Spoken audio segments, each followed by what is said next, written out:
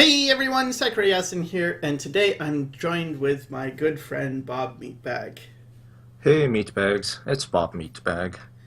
And the reason he's here is last week I did a video about my struggles in art, and I said I was going to continue it, and this week I'm going to continue it. But so much of that struggle was shared with Bob Meatbag here. We met in animation school, and since then we became friends and decided, we're gonna work together to get better in art, to just, encourage each other and push each other to get better. And then this is what happened, what came of it. So, Bob, do you want to talk about this drawing on the screen? Oh God. This is before animation school, though, right? Yeah. This was just before. I think I'm not sure. Like when I drew this, I'm not sure which sketchbook it was on. But yeah, this was definitely before animation school when I just got started. Yeah, And I think this was the first image I saw you do, yeah. and I was like, oh, okay. You were not impressed. Well, I don't know. I was like, oh, okay, so this No, guy.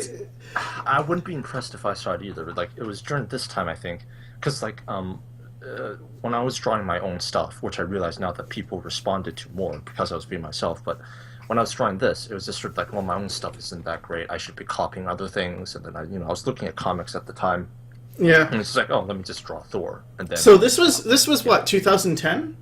yeah, I think it was around How then. how old were you? I mean, it doesn't really matter how old you were, but I mean, in reference to how many years. I think I was 18 or maybe 19. I'm not sure. It was somewhere around that age. Man. So you're starting where I started in my previous one with my Ninja Turtle. But anyway. Okay, Okay. so yeah, I think I saw this one too. This Thor. Yeah. More sort of stuff. It's just this thing. It's just like I was just trying to copy other people's work, and it's like as you can see, when I'm not being myself, it really suffers. Yeah, because what's interesting to me, and for those of you who are unfamiliar with Bob Meatbag's work, I'm gonna pretend you are familiar, and hopefully you can check it out because it's just easier that way. Because Hmm. Bob has a very distinctive style, and yeah, I'm gonna pretend you know him already. Yeah. So anyway, this like I can already feel your current stuff in some of your work, just not in the copies and stuff as much. Yeah. Is that Yeah. the guy from Fallout? Possible. No, maybe it's Half-Life. I don't know. It might be either one of those. Yeah. Just around this time, it's just like I was just doing a lot of stuff that was just copying, basically. I think by this point where I'm already in VFS, and then it's like, I think I already stopped doing like Marvel stuff, and then I was sort of just drawing whatever came to mind, and then usually the more of the stuff that I drew, that's myself, just involved a lot of screwing faces and that kind of stuff. I think there's some here, and yeah, some on this page as well. Um, yeah, just There's a more. lot of cool stuff. See, I like this guy. That's very nice. This farmer Yeah, dude. yeah. I think whenever I just like, I didn't worry about trying to be something else. I think more of my own stuff came through. Yeah, I noticed the lines are not as smooth as your current lines now.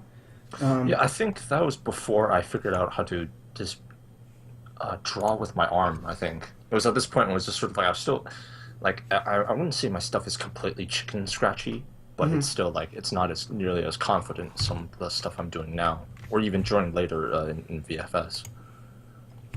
Okay. Uh, so there's more Thor stuff. I think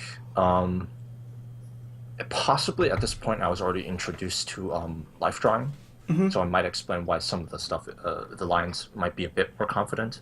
Yeah. Um, yeah, some more stuff. There's fucking jeez, Legend of Zelda stuff on there. That's embarrassing. Oh, this one.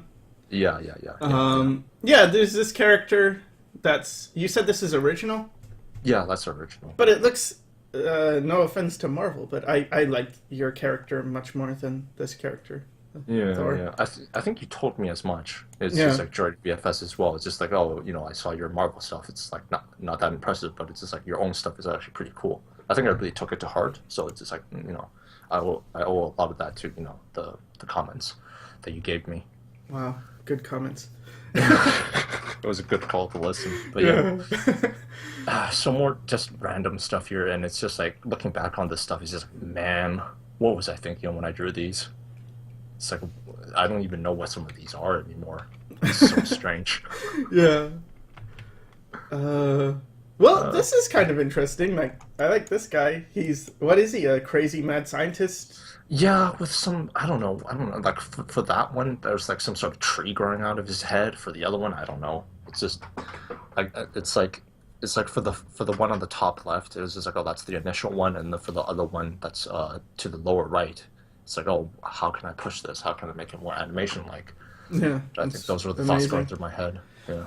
One of the reasons I wanted to do this with Bob here is because, like, not just that we were like kind of at the same in the same period at the same time, but the way you think, Bob, is very intuitive, and the way I think is very analytical. So I think it's a good contrast for the different types of people. Because there's a spectrum of people, and some people are more analytical, some people are sort of in between, some people are more intuitive, and we're pretty much polar opposites. Yeah. Like, because for me, it's for a long time I realized that, and maybe it was during this period where I kind of knew it as well. But it's just like there are periods where it's like I'm just drawing, and it's like, oh, there's this feeling that I have in me, and then if I draw it, it's just like, oh, the image seems better somehow. But it's like it's really touch and go, and that's the thing with intuition. Like I'm not necessarily in control of it, and I certainly wasn't during VFS. But yeah, so as you can see here, there's some more. Yeah, I don't know. It's just like I look at these images and I just don't know what to say. This is just. But I think this one's really cool. Like the idea of it. Like, okay, there's a house, and what I noticed is this is something I really struggle with. Lots of struggles here, but anyway, like getting expression and emotion, even though, yeah, fine, they might not be as well executed, but it's like, okay, this guy's got an expression, this guy's got an expression, this guy's got a feeling. It's sort of a character you would want to know more about. Yeah, I suppose so. Like that's the comments that I usually get when it's just like when I'm more myself when I draw these kinds of things. For a long time, I don't think I really appreciated this kind of stuff. But I suppose even looking at it now, as tough as it is, it's just like I guess I can see where you're coming from. Yeah, it took me forever to convince you that you were at all good. Anyway. Yeah. It takes a long time to. Well, I think a lot of people have this kind of self-doubt, but I guess for me, I was even more thick-headed about it. Yeah. But there's some more. I don't know. I guess this is perspective stuff, and it's just like. Yeah. Yeah, it's even more difficult to use this kind of stuff than for the characters. Because I'm not familiar with it, so I guess my intuition wasn't really able to pick it up as well. But yeah, I guess there's more screaming faces here, some stuff with fists. Nothing really specific. I'm not. Yeah, these were just sort of random drawings that I was doing during VFS. Some whale dude. Yeah, I think these ones are a bit more relevant to some VFS assignments, but I really don't remember which one. Like yeah, because this one doesn't look at all like your style. Yeah, no. That's one of the things that I really noticed during VFS, because like And by VFS you mean Vancouver Film School for. Yeah, Vancouver Film And School. we were studying classical animation. Yeah. During that time, what I noticed with just like people or animators that are really flexible with their style. It's like, okay, you have a lot more utility there. And then I think that's one of the things that they sort of promoted. But for me, it's just like when I tried to do somebody else's style, it's just like, fuck, this is so difficult. Like it's so hard for me to just like not be myself. And I really struggle with that. Yep. And more. More of this stuff. Yeah. At least there's always like this consistent screaming face thing. It's very much a theme throughout your works. Yeah. Obviously not my stuff. Some more VFS stuff, anyways. Yeah. I guess I was trying to draw some cool female character, but as you can see, it's not really anything. So I obviously didn't know how to draw females at this point. But yeah. God. I don't know. It's not bad. Yeah, I know, but it's just, you know how it is looking back at your old work. It's like, oh my God. Oh, this is terrible. Oh, jeez Louise. It's weird just sort of like seeing, because like when you're doing your own stuff, it's just sort of like, oh, yeah, I'm just doing this thing. But like looking back, it's like, oh, I did make some progress after all. Mm. This looks so not like your stuff. Yeah, yeah. Mm. All right. It's got, yeah. Go ahead. Oh, I was just going to say that it's got none of the shapes that I'm really using. Mm-hmm.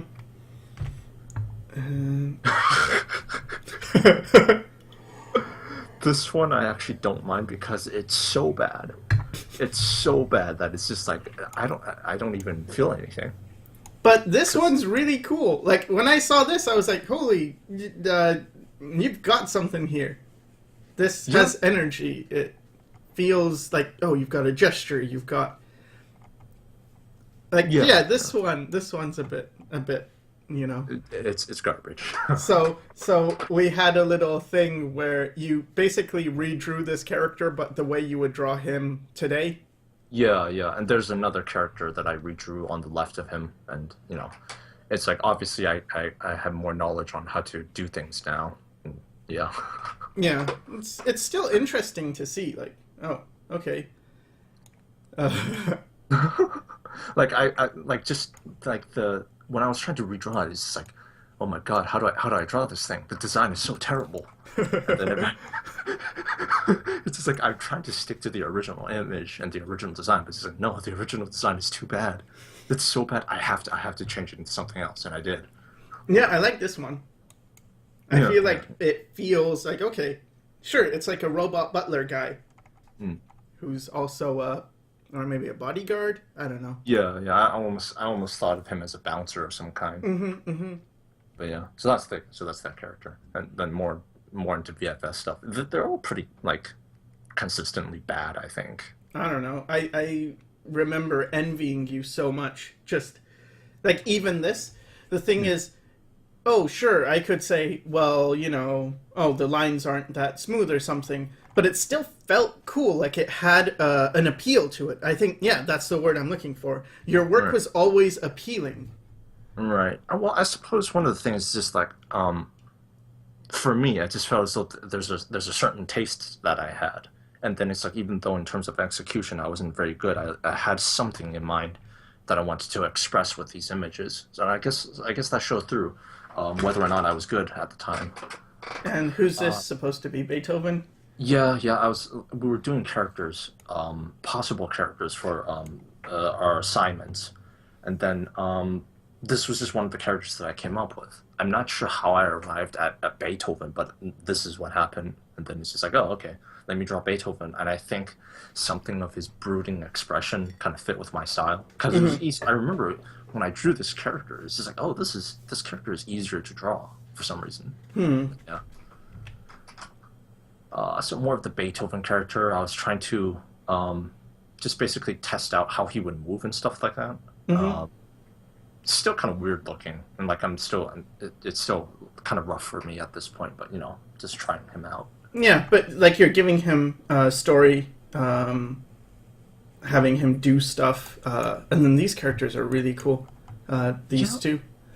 Yeah. I suppose. Yeah, that's just. I think just as time went, it's sort of like because you're just doing animation stuff. And there's no specific style except for the ones they try to get, except for the assignment stuff. But it's just like when you're doing your own animation things, you don't have time to worry about copying other styles and stuff like that. And then for this one I started to add other characters with the Beethoven character. And with Beethoven, he's obviously the maestro. He's conducting the orchestra. And then for this guy, I thought it's like, okay, well, why don't I get somebody to play the violin or something? And then originally, he's like the big mustache guy. He's like, he's angry as well. But then it's like, no, Beethoven's already angry. So why don't I give him another emotion? Like, why don't I just make him sad? And then there's a third character, which is a little girl. And it's just like, okay, well, they're both kind of intense. What if I just give her like sort of a bored emotion, just sort of neutral? It's like, okay, that's something to work with. Yeah. Oh, what is it? I don't know. It's like, oh, angry, sad, and bored. Story of my life. Oh, same here, I think. But yeah, so now, Okay. yeah, now it's just sort of like, oh, let's assign the instruments. I already knew what Beethoven's gonna be. He's gonna have the baton, the conducting baton, and the big guy. He's gonna have the violin, and then for the girl, I just didn't know. So I was just like, oh, maybe give her a saxophone. I don't know. I guess maybe it was because it's partly inspired by The Simpsons or something. But yeah. Yeah, that's what I ended up giving her. You know what I would have given her? Because she's bored, I would have given her the triangle. Because it's like, have you seen concerts where they're just waiting? The person who hits the triangle is just waiting. Yeah. Oh, I get to do it. Ding. I mean, usually they're doing all the percussion, so they get to hit the timpani and whatever. But still, sometimes they're just waiting. Okay, well, yeah, that would have been a lot better if just her standing there, waiting, and then, yeah. That would have been a much better idea, I think. Oh, well, anyways. Some more stuff. I don't know why, but this just feels super pretentious to me. But anyways. Why? I don't know. It's sort of like, oh, let's give them elements. Let's give them, what's their specific element? Oh, Beethoven, he's going to be all thunder and lightning, yeah. Mm-hmm. Oh, the guy with the violin, oh, he's going to be raining. Oh, the bored girl. I don't know why I ended up giving, like, it's supposed to be an eclipse or something. Oh. I don't know. Is it supposed to be an eclipse? I don't know, but either way, it's like, that's what I ended up giving them. And it just, to me, for some reason, it just feels pretentious. But yeah. Oh, wow, you did them a lot. Yeah, I think looking back at my stuff, one thing that I noticed was that I was really insecure with drawing these characters. So then what ended up happening was just like, oh, I would draw something and then I would draw it over and over and over again, and then just like each time it's just like, no, I'm still not confident with these characters. I'm going to keep drawing them. I actually got to the point where it was detrimental to my work, and I think you had to remind me, just like, dude, you've already drawn this character in this specific assignment enough times. Just like fucking do the work or something. Because yeah, I was just doing it over and over again, same characters. Yeah. But anyways, yeah, more of the yeah, as you can see. No, but it's good. It's exploration. This is what I recommended myself to do in the last video. Like, Yeah. obviously it worked for you. I mean, look at your evolution, how fast you improved. Yeah, I think I might have pushed it to the point where it's too much, because the thing when I was exploring these characters, when I was drawing them over and over again, it wasn't really like, oh, let's do something specifically different. It was just sort of like, oh, I drew them over and over again, and at some point, I intuitively picked something else. And that's sort of how I worked. It's very slow in some ways, but it does let me get more comfortable with the character. So, for example, with the sad violin guy, he was sort of like he almost had a hillbilly clothing sort of thing. So then I was just like thinking, I think at one point I just gave him this clothing. I'm not exactly sure what the reason was. Maybe it was just sort of like, oh, well, it would make more sense because like Beethoven would dress him up or something. Like, maybe that was a possible reason. I don't really remember, but I gave him different clothes at some point. So yeah. Okay. More of the exploration. I think at this point, one of the classmates introduced me to this small art book, and then the person that I was looking at, he had a style that, like, when I was doing the VFS assignments, they had us do other styles. It was super difficult, but for some reason, when I copied this guy's art book, it was just like, oh, it's so easy for me because his style was so similar to my style. And then I think that ended up carrying over to this kind of stuff. Like, my stuff got a lot more detailed. It looked less cartoony, and, like the way it looks right now. More explorations on the characters. Like, one thing I did notice that it's just sort of like the more comfortable I grew with the character, the more sort of detail I was able to add to them. Because sort of like at first you're just so worried about creating the character. It's like, oh, what does he look like? And then afterwards, oh, how can I consistently draw this character? That part of your brain is it's just sort of like it's using up resources in your brain. But when you get comfortable enough with the characters, it's just reflex, and then you can start adding in a lot more detail, a lot more nuance, I suppose. Yeah. I guess I still have to learn this lesson. Yeah, geez, because you're still going and you're still improving them. Yeah, I think that's one of the things about like drawing things just like over and over again. You just get so comfortable with it that just eventually like, it's like with everything. You're comfortable with it, and then it stops using up resources in your brain, and then you can just do a lot more. So yeah, same thing here, over and over again. Like at this point, I think Beethoven, like this might. I'm not sure, like if I did any more Beethoven characters, but at this point, it was just like, oh, he seems very at the time I thought he seemed very finished, just the Yeah, way he is now. and Yeah, like these expressions are great. Just yeah, yeah, you've got him. yeah. Like compared to the very first ones, where he's just sort of like he's very rough in a way. You know, Yeah, I it's mean, just like this yeah. is how many months would you say this is into the school? Ah, I can't tell. I really don't remember. It's too long ago. But like it must have been. It can't have been that long because Yeah, like it was somewhat early. yeah. It, Yeah, it was must have been probably in the first term, yeah, yeah, I think so because I remember it's like this was at least like maybe a month or two in, maybe a but little like bit more, that's a but not that huge much. improvement. Yeah, Jesus, yeah, from where you started to this. Like, whoa. yeah, yeah. I think one of the big things that looking back now that I realize is sort of like um because like before I went to VFS, I just sort of doodled drawings and I wasn't really serious about it. It's like, oh, let me just draw it here and there, and I wasn't really doing much. But being in an environment where you're supposed to be working and going into VFS, I was really intimidated because oh, there must be all these other artists. Oh, and, I really got to catch up. But like, what happens is that when you're in that kind of environment, your brain like it naturally because like let's say you're just in your room by yourself. For me anyways, I'm using up a lot of energy to just try to force myself to work, but when I'm in an environment where it's like oh like school or at work, then it's just sort of like there's this other factor that's forcing you to work, so you're not using that much energy. You just go like oh I just work, I guess, and you Hmm. sort of adapt to it. So I suppose that's something for a school environment, I suppose. Yeah, But yeah, um here's yeah these are more assignments. Like looking at these now, it's just like oh this feels like somebody else's work, it's not mine. yeah. Well, they kind of that's part of the assignment is to mimic different styles and stuff. So Yeah, yeah, yeah. I found it easier than you did Hmm. because I remember how much you struggled with okay making a character look like something else, and for me it was almost easier because all I had to do was look at okay measure the characters like how tall are they, oh they're 3 heads high, okay so 1 2 3. When it came to the stuff like this like what you're doing here, this is really like my head would just explode. How do you know how to do it? Where are the measurements? Where are the and yet it's still the same character. It's like you've got the character. Hmm. But this stuff it's like oh yeah, oh this makes more sense to me. Oh, how are the lines? Oh they're thick and stuff. Just Hmm. it Hmm. made more sense, but I hated that it did because I would have rather had your ability. Yeah, I um, suppose so. Like yeah, since everything is so intuition based, it's just like whenever I try to do something else, it's just like no, this is not in my repertoire, in my mhm. intuition. It's too tough. But yeah, these are some other characters that I created, and it's just yeah, that I'm seeing a lot of problems now, like with the legs and everything and the proportions. But it's like looking at it now, it's like, oh well, they still have character, I suppose. Yeah, it's got a lot of potential. It's like yeah, Yeah. okay, there's broken anatomy. Hmm. Hmm. But yeah, it's really really cool.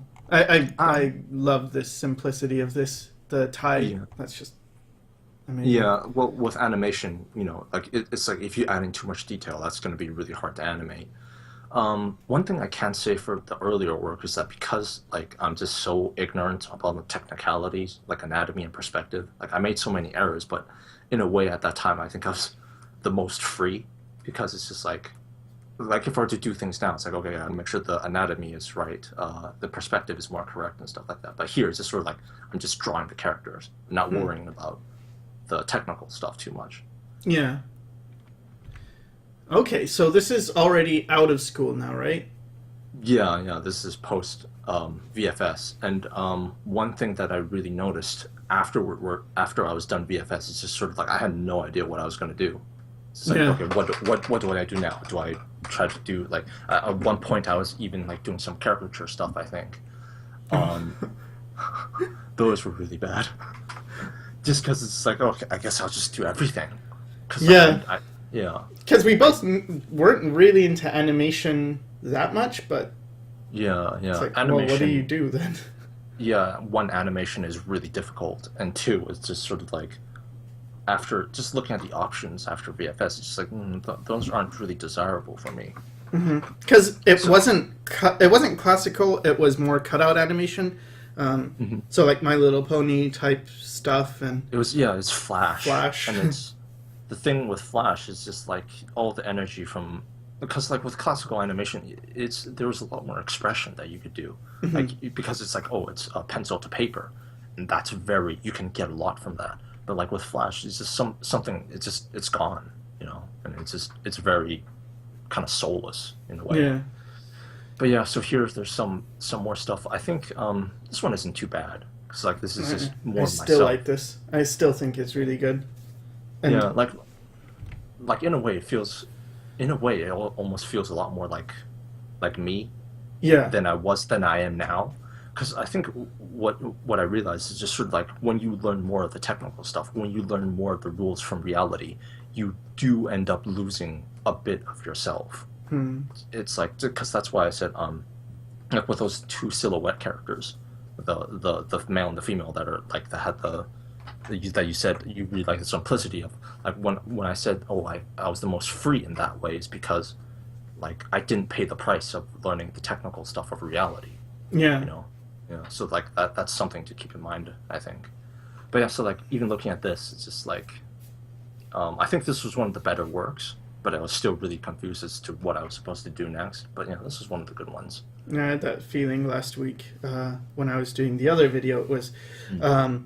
like I looked at some of the realistic ones, like this isn't so bad, and then Mm. it felt like there was a lot more depth to it than some of the pointy chin stuff I'm doing now. And it's like, but I'm trying to, you know, don't not get sucked back into I'm going to pursue realism then, because it's like no, you've chosen your path, now stick with it. Yeah, yeah, yeah. More of the box guy, basically, just Yeah. in another perspective. I really wasn't like after that image. I really wasn't like I did this stuff as well. And it's really rough and unpolished, but it's just sort of like one of the things that I was doing at the time was like I didn't realize it. Well, actually, I think I realized it even then. But like I had a lot of problems coming up with ideas. Oh, what should I do next? Because like a lot of the stuff that I was doing is really based on emotion and intuition. It's like, oh, I have this feeling, and then maybe I want to express that through that image, but the emotion goes away very quickly. Yeah. So a lot of the times I just end up with this sort of like feeling, oh, I don't really feel anything right now. It's like I don't know what I'm supposed to draw. I And think this we. was yeah. Oh, sorry. Go ahead. Oh, I was just gonna say so I sort of ended up with this image of sort of like it's really okay, it's a guy looking out the window, but it's just like there's really nothing else going on. And like afterwards, I just have long periods where I just didn't know what to draw. I think But we yeah, both had this idea that we have to get better. Like we're not good enough, but there wasn't as much of an understanding of, okay, well, what do you want to do? And I think for some people it's a bit easier because they're so clear in their focus. Like maybe from a young age they know I want to be like maybe when they're 5 years old they see a Disney movie and like that's what I want to do. I want to be an animator. I want to draw like that. And then the rest of their life is just sort of finding that and becoming that.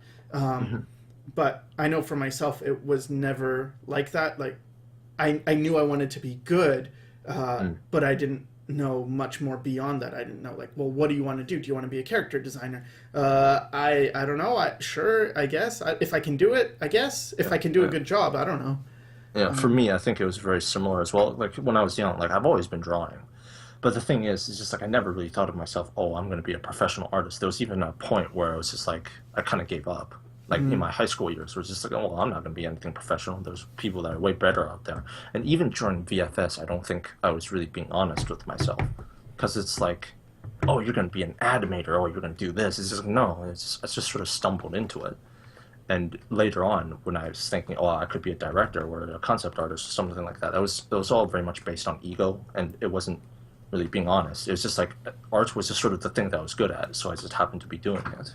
Yeah. And yeah, that really shows, I think, because when you're just open ended like that, then everything's possible, and if everything's possible, then you're lost in the ocean. It's what ended up with my earlier work. Oh, I did some anatomy stuff. Oh, let me do this cartoon stuff. Let me try caricature stuff. It's just like it was just wandering in the dark, basically. Didn't you have a story of how you went? You took like a class trip to a video game studio or something. Yeah, I think I was 14 when I first I joined some sort of job program for the YMCA, and then they took me to EA, and then they showed me around of like working in a studio. They gave me a tour of some stuff. They gave me a talk about like the number one thing you need to be worried about is, oh, how can you work in a team and that kind of stuff. And I just remember being young, that sort of like that never really appealed to me. Just like, oh, I guess this is what the industry is like. Yeah. Yeah, so this is just my stuff, the last few images, and I was in the same boat as you, just thinking like, well, what do I do? I guess I should get good with graphic design. How am I going to do that? And colors and stuff. It's like, oh, maybe if I do some kind of really simple images, and maybe that will help somehow. And I think this was in my portfolio as well. For like, because it's like, okay, you need a portfolio of what? I don't know. And it's something I encounter a lot with people nowadays as well, who send me emails and like they're very lost and they don't know what to do. And it's like, yeah, I remember that. Yeah. And then I also did some figure drawing stuff. I think we kept up figure drawing, right? Yeah. We went to like this Basic Inquiry. Is that what it's called? Yeah, and it was just a life drawing place. And then we go over there, and then we keep up our drawings, because that's what we did in VFS, and we learned a lot through life drawing. Yeah, and like this is just again keeping up the caricature skill of. I mean, it's so different from what you're doing, and when I look at I remember at the time, just like I would have given this up in an instant to be able to do what you could do. It's like, oh, I can do values, so I can, like, yeah, it just didn't feel that cool. And this is when I was trying to push the life drawing to have more life, more caricature as well. Just some more. And this was just a character design, because I figured, okay, what is character design? I guess it's just making a character up, right? And I want it to be original, I want it to be unique, I want it to have a voice. But it's so far from the truth, because what you really need to do, if, let's say you want to be a character designer, well, what do you like? Let's say you watch Ice Age or something, and it's like, oh, I really like this film. It's like, okay, so you look up the character designer of that movie. Oh, you see Peter Desev's work. You look at what does character design look like. Oh, it's a bunch of images exploring a character, and then once you found the character, doing turnarounds. Like what do they look like from the front? What do they look like from the side? What do they look like from the back? What is this person's story? For me, it wasn't that. It was almost like I just want to experiment and, oh yeah, what would he look like? Oh, maybe this color would look better, and then put it in. Like, just rendered it, because, oh yeah, he has a radish head, or a turnip, I think it's a white radish, and just stupid. Like, it doesn't make any sense, and I still included it in my portfolio at the time, and then I guess this is one of yours again? Yeah. It's just, even, I remember in a way, it's like, oh, I guess I'll do anatomy, but then it's just like, it's the same thing. It's something that, like, I don't like. This doesn't even constitute as a study. It's just some random drawing done on a random spur of the moment, thinking that I'm going to be learning something. Yeah. It's just one drawing, and just like looking back on it, this is like, man, this is totally unacceptable in terms of learning, because it's sort of like I didn't really accomplish anything with that. Yeah, this one's awesome though. I still like this. Like, whoa, just I was looking at this and I was just like, that's not bad. It's not. It's really good. Yeah, like, man, it took me a long time to try to do this one, though. It was really difficult. Yeah, I remember how much, like, I think at this time you were talking I don't know if you had just like recently seen Seller FCP's work, Mm. but you were talking about how you wanted to get into painting, and you wanted to be able to paint. And Yeah, yeah. And I think I remember why I stopped working on it because it's like I'm doing it and then I try to I don't know, it's just like I'm trying to add details. I'm trying to think of like, oh, what to do next, and I literally could not do it. It's just like hmm, this is as far as I could take it. I don't know what else I could add without making it worse. hmm, Yeah. So I guess I just sort of stopped working on it at some point. man. And then another sketch. Yeah, I guess this was sort of like a yeah, it's just some creature grinding its teeth. Maybe it's sort of a unconscious expression of what I was feeling at the time, just like not knowing what to do, doing stuff, not really being into it, that kind of stuff. Mm-hmm. I remember this. This was one of the things that there's this school in Toronto. I'm not sure what Sheridan. Sheridan. Yes, that's what it was. Um, and they had an open house, and then it's just like, oh, why don't I should try to do some stuff, just so it's like I could go there and show some of the people my work, and then that sort of motivated me for a little while, and I think that's looking back on it, it's one of those things where I realized that was an external motivation. It's like, oh, let me hype myself up for this thing to Mm-hmm. to try to impress these other people because oh, this is what you should do. So then I did this kind of I just did this just to sort of like have something to show, which isn't when I think back on it, it's just like that's not really a good way to motivate yourself for work. Trying to trick yourself into thinking you're going to do something. Yeah, I've done that plenty of times though. Yeah, it's not necessarily healthy. And this is just sort of like, oh, let me just try a different color. But Mm-hmm. yeah, Okay, and so it's really here. it's really unprofessional looking. It's very messy, and Mm-hmm. yeah, it just feels like, oh, what am I trying to accomplish here? This is once again when I was trying to do a sort of a master study of Bugaro. There's so many things wrong with it. Like I still really haven't learned much about painting, but I can tell that just like the size is wrong. It's not accurate. Um, the skin looks more metal than anything else. And once again, this is just sort of stumbling in the dark. I guess I'll do this. Mm-hmm. I guess I'll try. Well, this is what some other artists are doing. Oh, they're doing master studies. Well, I guess I'll do that.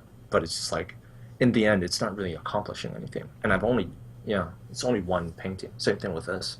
Like, Yeah. what am I trying to accomplish here?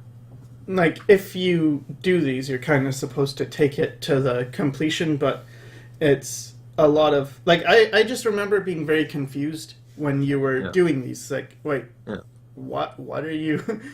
I guess. Yeah, Like, yeah, and it's just I couldn't even finish it. It's just I kept doodling with this thing, trying to make it, finish it to completion, but I just couldn't do it.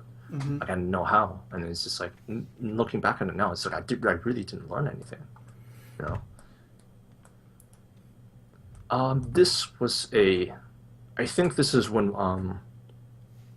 like it happens it's very rare. I remember during this time where it's just sort of like, because sometimes I might have a feeling of I feel as though there's something I want to draw. There's the emotion and the intuition is starting to they're aligned, and hmm, it's just like okay, now I can try to do something with this.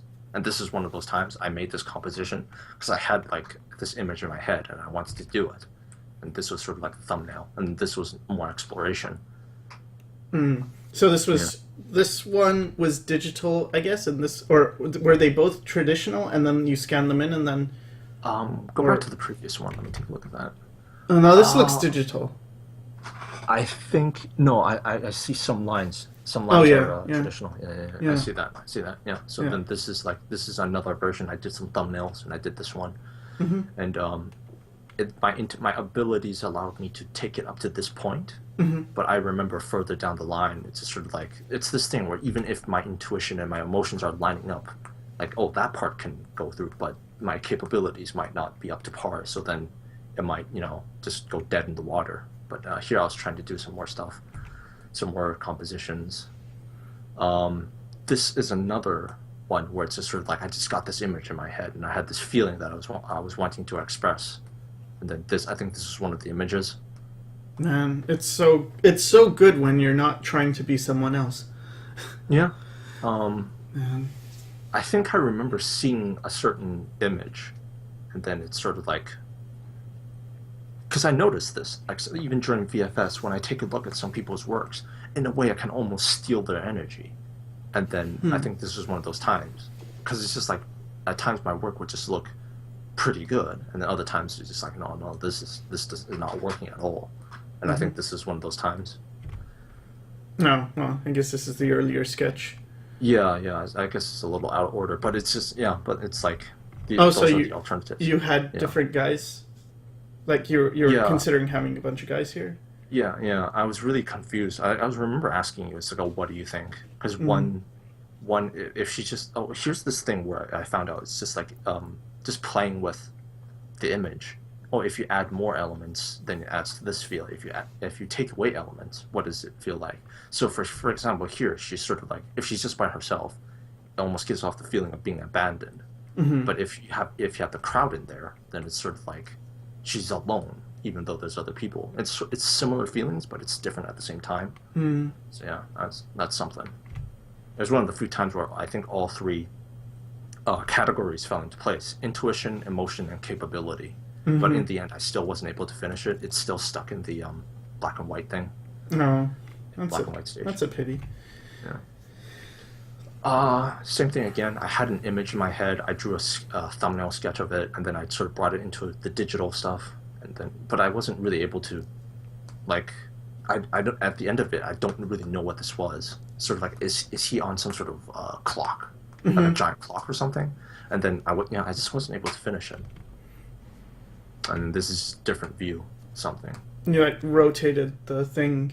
Yeah, I rotated the thing, and then I changed the area of gravity. Because it's like, it's just like, oh, what would this look like? Because I was sort of experimenting. It's just like, oh, if I turn it this way and change where the gravity is coming from, then it looks like a completely different thing. Yeah, so there's that. Oh, boy. So I guess this is now into... I guess we had already not maybe joined Crimson Daggers, but I know I was aware of it. And for me, I was just thinking about, continuing that thing with the character design thing. Like, okay, let me do a character design. And I heard that it's good to show your process. So it's like, okay, so the process is I start with like a rough sketch, then I clean it up a bit, then it's finished, right? You paint it, and it's just super poorly drawn. I mean, even comparing it to your stuff, it's like, man, this is super rough. But I could sort of polish it. It's like, fine, I can add paint. I can hide the fact that it's a pretty bad design. And yeah, more just stupid. One thing that I really noticed looking back at, like, doing this Crimson Dagger stuff is that, like, we were really confused as what we were supposed to do. So inevitably, in a way, we started looking to other people for answers. Oh, what should we do? I guess we should do this. Yeah. I think this was even before that, because I don't even think there are people who do things this dumb. But like, there you go, the turnip guy. Oh, you know what this was for? I think the last few pieces, it was for the portfolio. And then, okay, so we heard there was an event. A friend of ours, Samir, he's like, oh, are you going to the Anomaly event? I'm like, what is that? And then I found out, like, on a couple, maybe it was like a day after or a couple days. I mean, the event was to be held like 2 days in the future, and I didn't know about this event. And it was like all these really good artists, Daniel Dochu, Craig Mullins. There are so many of them, and they came to Vancouver, and it was this workshop, and we're like, oh, shoot. And we saw there was a portfolio review. I don't remember how much it cost, but anyway, you could sign up for a portfolio review, and we're like, we should do that, because maybe they'll let us know, like, what do we do? Maybe you'll give us some advice, because we were completely lost, just clueless, and it was like, oh, maybe a professional would look at our work and be like, okay, yeah, you know what you need to do is do this or add this or whatever. So we signed up, but we didn't have a portfolio really. It's like, okay, so I guess what do I have? Well, I've done this, yeah, put them in a portfolio. I did this, sure, I guess put it in the portfolio. I had done this as a speed painting for YouTube, okay. I'd done this and this thing, Yeah. And it's like, okay, fine, put this. Look, it's a chicken study. Like, oh yeah, let's do a value study. And I was like, because I remember people saying you should put your best work in a portfolio, and it's like, I guess this is pretty good. Yeah. Okay, Well, let me put it in. yeah, like that's like looking back at it now, like even listening to that, it's just like, oh yeah, I remember we were scrambling to get some of our old works and then creating new works, and we were also doing these tricks of like, oh, make sure you put your best piece first and last, because it's like we were trying to compensate for it. And Yeah. then it's just like, oh, let's just do this. Yeah, this will impress them or something like that, or this will make Well, it acceptable. well, it was this thing of I heard something like, oh, you should have 12 to 15 pieces, and it's like, okay, I guess we really got hung up on just the things people were saying, like, you need to Yeah, do yeah, this. Oh, okay, so that's a rule. Okay, I've got to have this, yeah. and sort of missing the big picture. I did this one, and I remember I just tried using 100% opacity. Maybe I used the pencil tool to draw it, and then I got a comment. I think it was you also said you liked this one. Yeah, I'm looking at it now. It's like, oh, this is pretty nice. I And like it. then, yeah, so what I would think is like, oh, because I couldn't see my own work as anything. I didn't know, like, is this good? Is this bad? Is this completely stupid? Is this fine? And people were telling me different things. A lot of people said, like one person in particular was constantly letting me know that, no, this isn't good. And then with you, you would sometimes respond to things. And then with this one, you responded to it. So I'm like, I guess I should include it in my portfolio. Um, and I included this because, hey, caricature, included this one, and these are life drawings you did. Yeah, these are the things that I try to include into my portfolio. So, oh, this would be acceptable, but it's just like I look at it now. It's just like, nah, this is not acceptable for a portfolio piece. Yeah, it's like random life drawing. Yeah, it's like it's sort of like what it's this thing. It's just I included random things, old life drawing or some character pieces. But And I it's just think like, we heard that too. I think someone yeah, told us, oh, include your life drawings. yeah. But I I think don't know that's for from caricature art. yeah, but that's the thing. It's just sort of like it's like when you put all these kind of things in your portfolio, it's just like what are you trying to say? You know, it's just like this is random. What are you Yeah, trying to tell me? like, You do random things. what do you want to be? Yeah. Are you a figure artist? Are you, are you an animator? Are you, for me, it was even worse. Like, Oh God. was Yeah, this, this was sort of like another. It's just during that time because I don't think I had the pieces like the necessary amount. yeah, Yeah, and then just like oh, let me just scrambling. scrambling, take some out of my ass and just like oh, let me do whichever one. Well, it's not bad. It's just the colors are dreadful, but Yeah, the but it's the idea isn't so bad. yeah, but it's like I look at it now, and it's just sort of like it's just so empty. Wait, did you include the girl at the train station one, the one that had two figures and then it didn't? I don't remember. I don't Man. think so. Yeah, because it was so unfinished. Oh God, this one, and it's sort of like I tried to like when I was doing the mad scramble, it's just like oh let me just try to do some painting stuff because it's like oh you're supposed to do environments or something, and then I tried to do these ones and I got called out pretty quickly on this because it's just like this looks super rough. It looks like I only did like what 20 minutes on these things, even though it probably wasn't because I was struggling with it. But it's like it's nothing. Like even the next few ones they're nothing. It's like what is this? Like, what are you trying to do here? Yeah, man, it was. I'll just go through them and then we could Yeah. talk. Did you include these ones as well? No, I don't think these ones were included. But you did these ones because Yeah, I I did this know one. you had this character. Is he here? No, no. No. So The thing is, like with all those other environments that I was trying to do, it's just like the person that reviewed my portfolio was the one that I specifically remember is Daniel Dochu, well, and then let's talk about how it went. So. Uh, There were two guys. John Shindet, at the time, I think he was still an art director at Wizards of the Coast. Yeah. And then Daniel Dochu from ArenaNet, who's just, freaking amazing artist.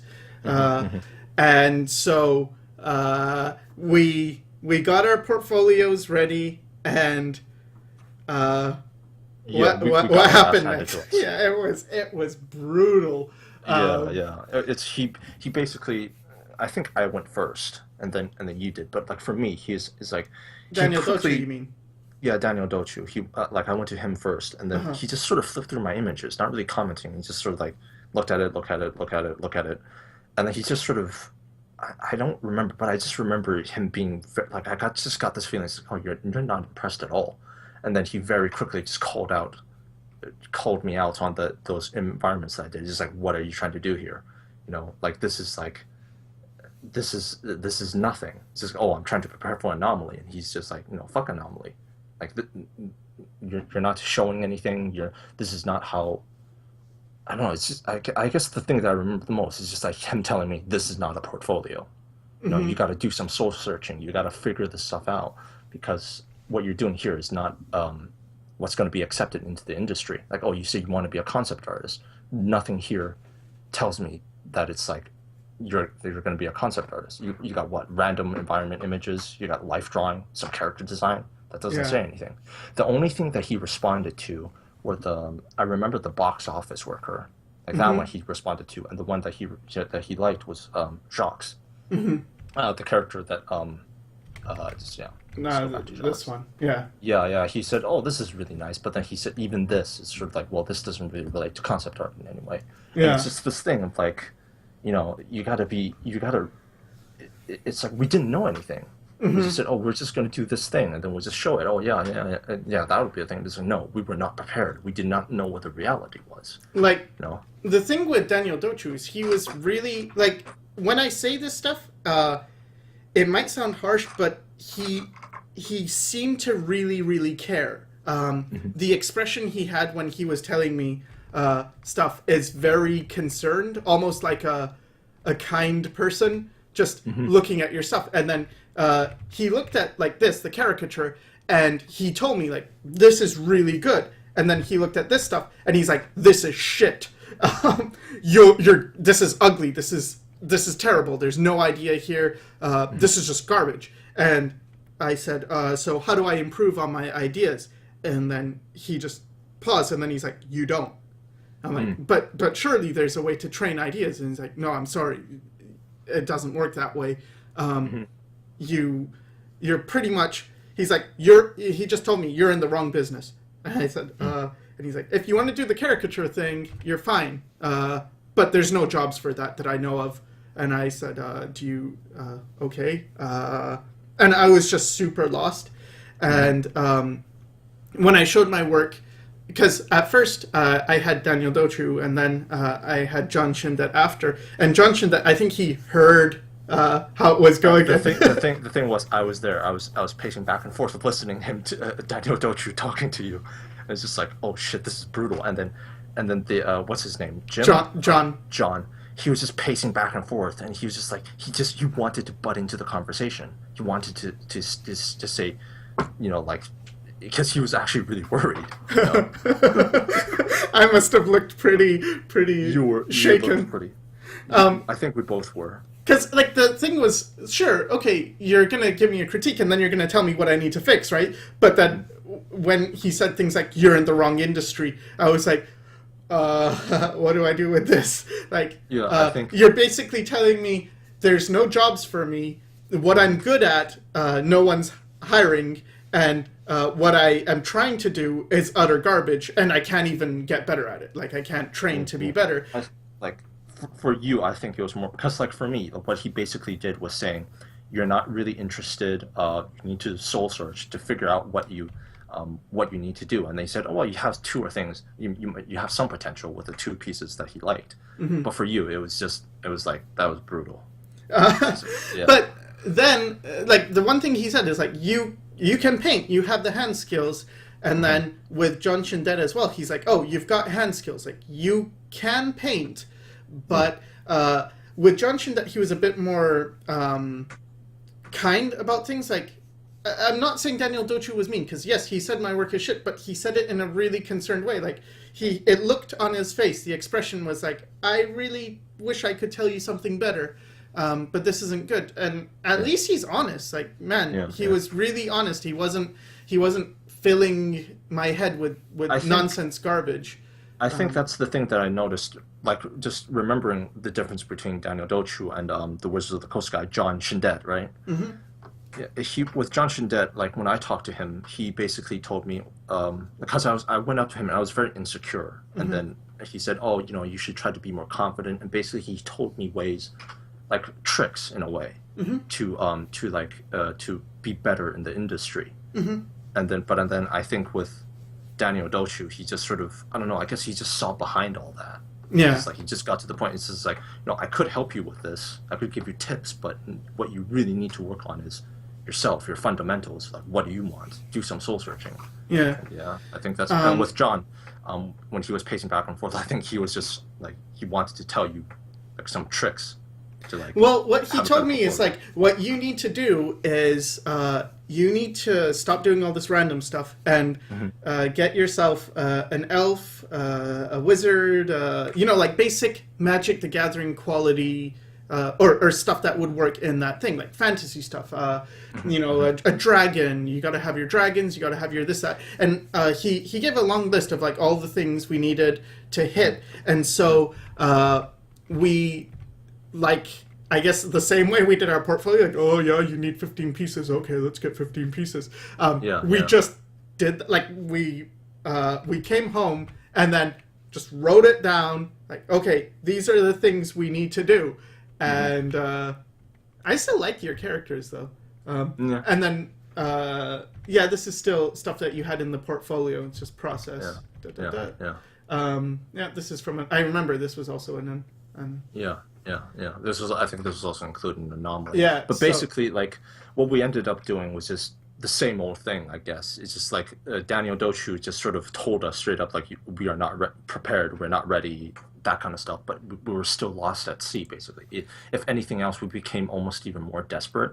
So then yeah, it's just like, yeah. because it was sort of like, well, two things. One thing with my personality is if someone tells me I can't do something, Hmm. I almost feel like an urge to prove them wrong. Like, Hmm. fine, you may very well think so. I couldn't possibly comment or agree, but anyway, okay. So yeah, okay. So this is a bit.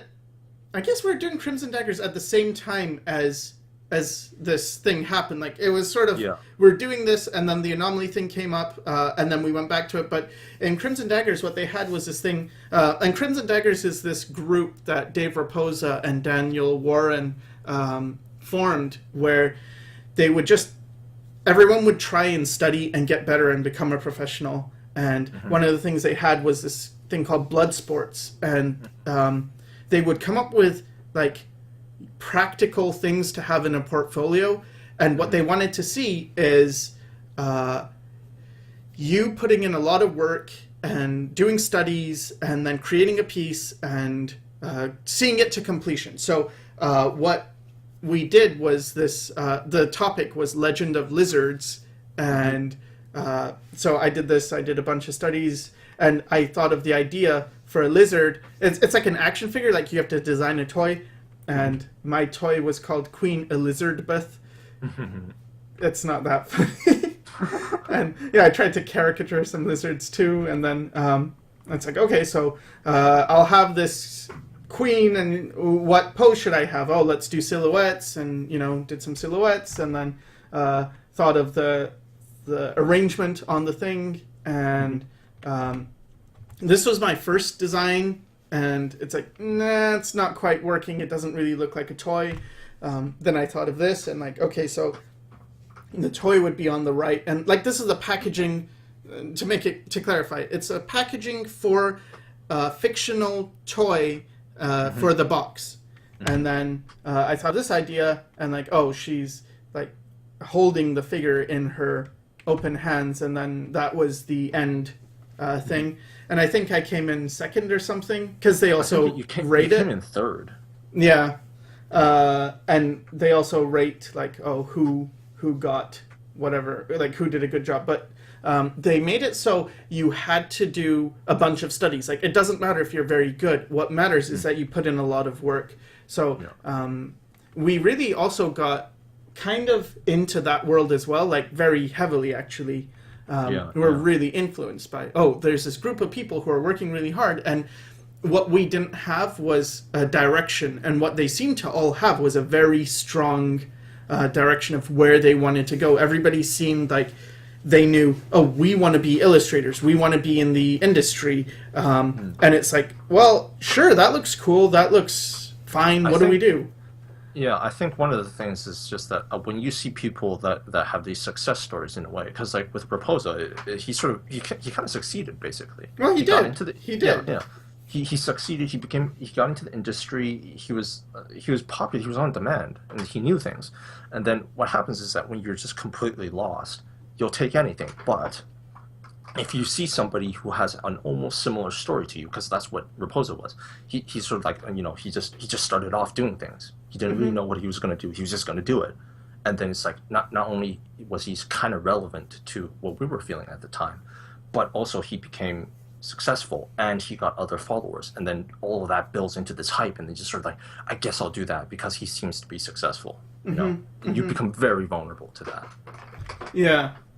This is some composition studies I was doing, and it's kind of like I would still do random things like, oh yeah, maybe I should try this because maybe this will help me get better. And I particularly like these two because of the colors. It's like, okay, these colors are interesting. I liked using, like, okay, so you have, again, it's some stupid fan art, but you have Green Lantern. I don't know who this character is. It's probably a character I just probably forgot.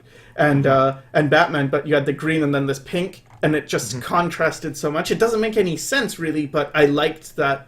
This one too, I liked the greenish sky thing. Just the colors really were like, oh, I like that.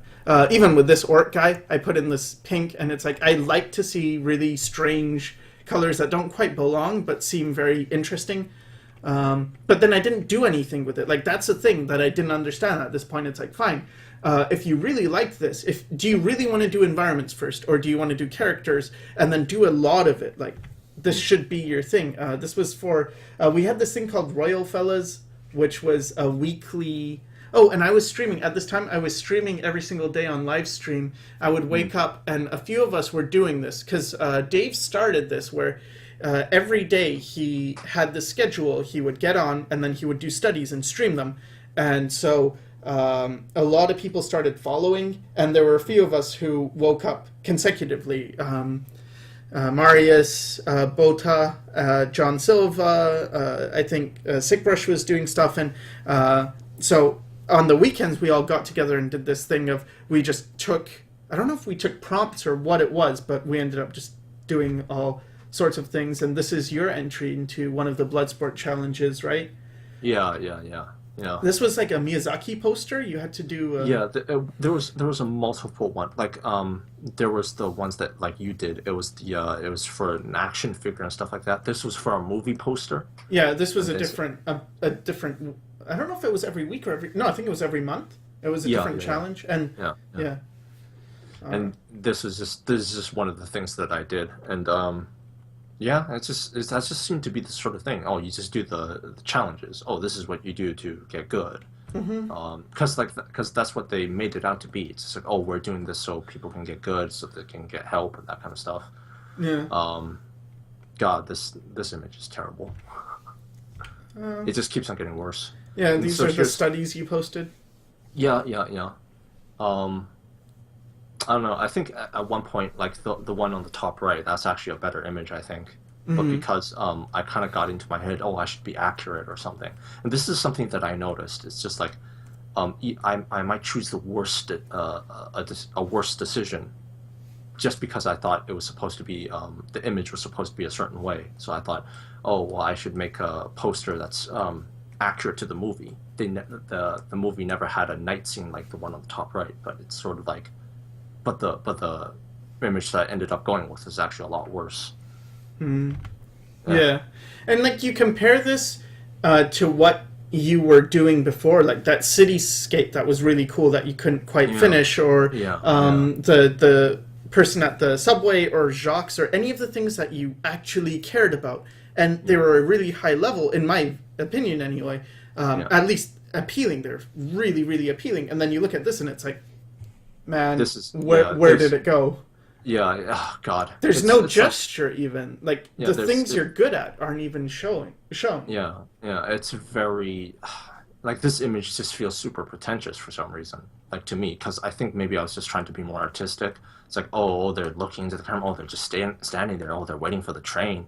And the other thing is just, I don't know, it's like, I guess I just wasn't being honest with myself when I was doing this picture.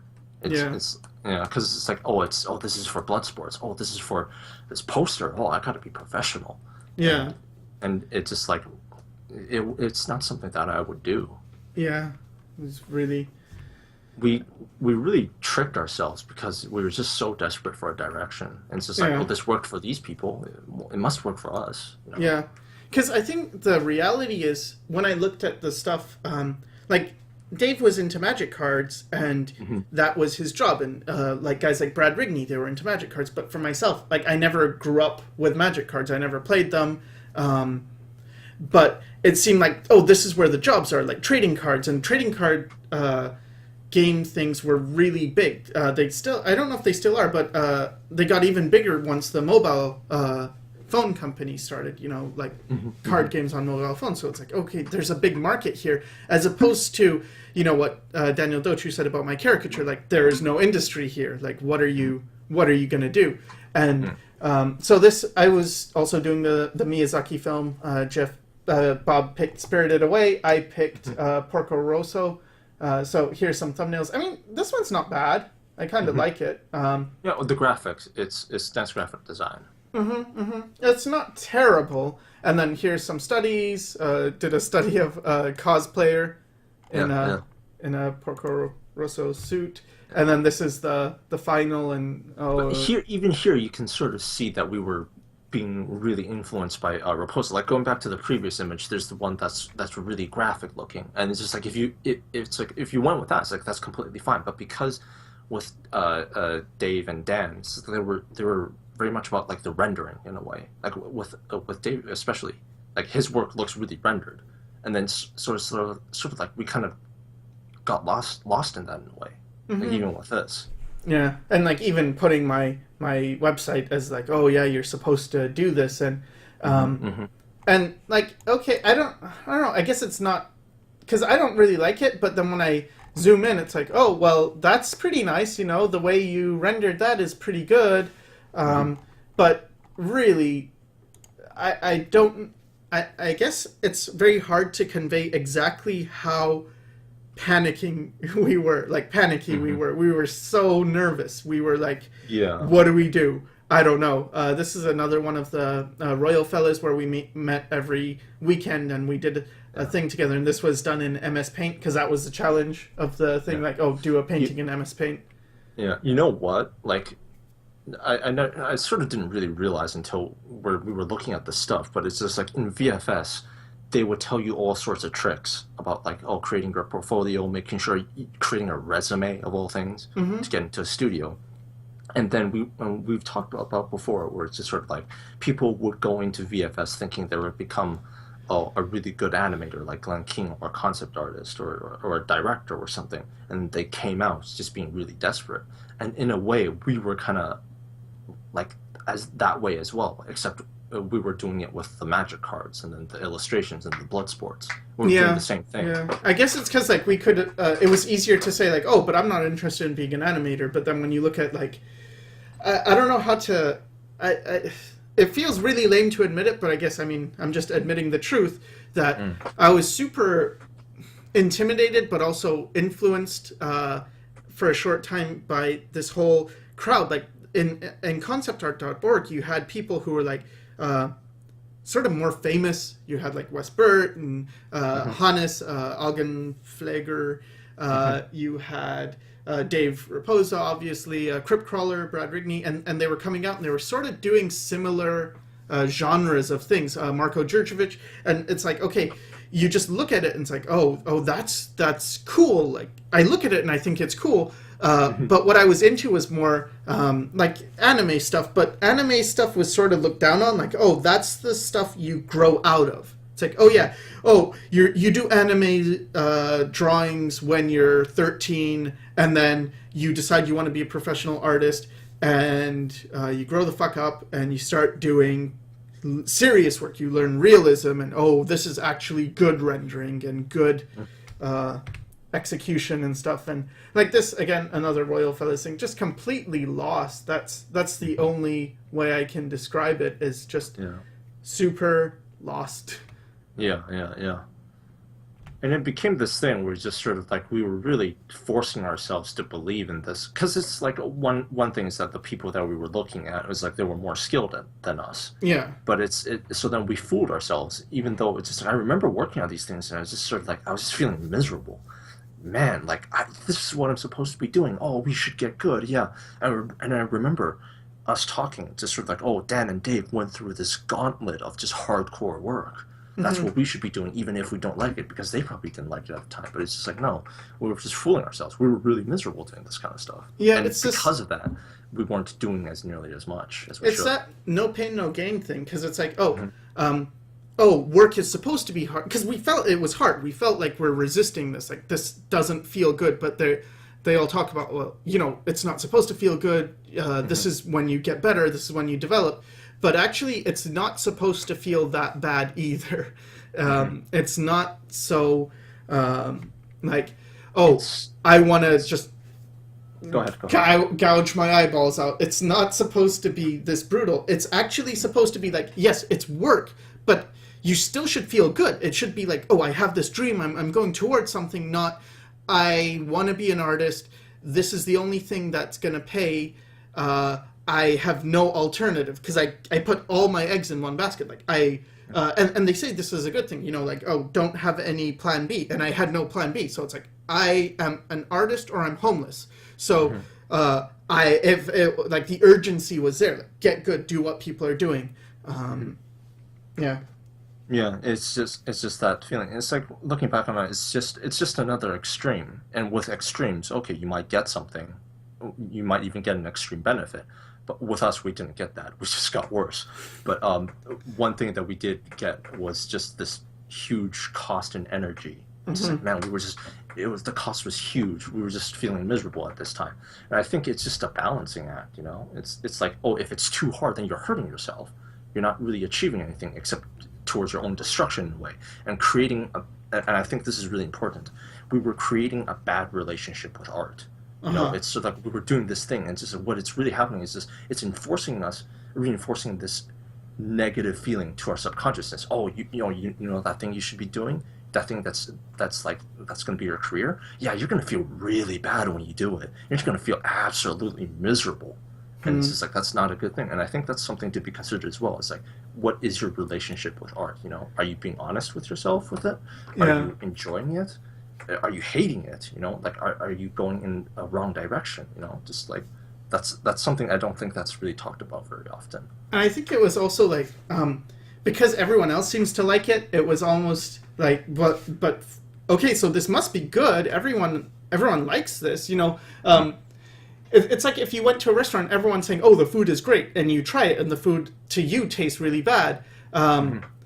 You're almost going to wonder, like, wait, is it just me? Maybe something's wrong with me. Maybe the food is really good. And for me, I had a lot of self-doubt. So just being confident, like if I had just said, I'm not into this, I'm going to do my own thing. And if I had that, sense about, okay, just believe in yourself and you can do it and get it done, I probably would have been okay. But instead, I was doing stuff like this on the Royal Fellas. And people still liked it. They're like, oh, that's cool. But for me, it was like, this is nonsense.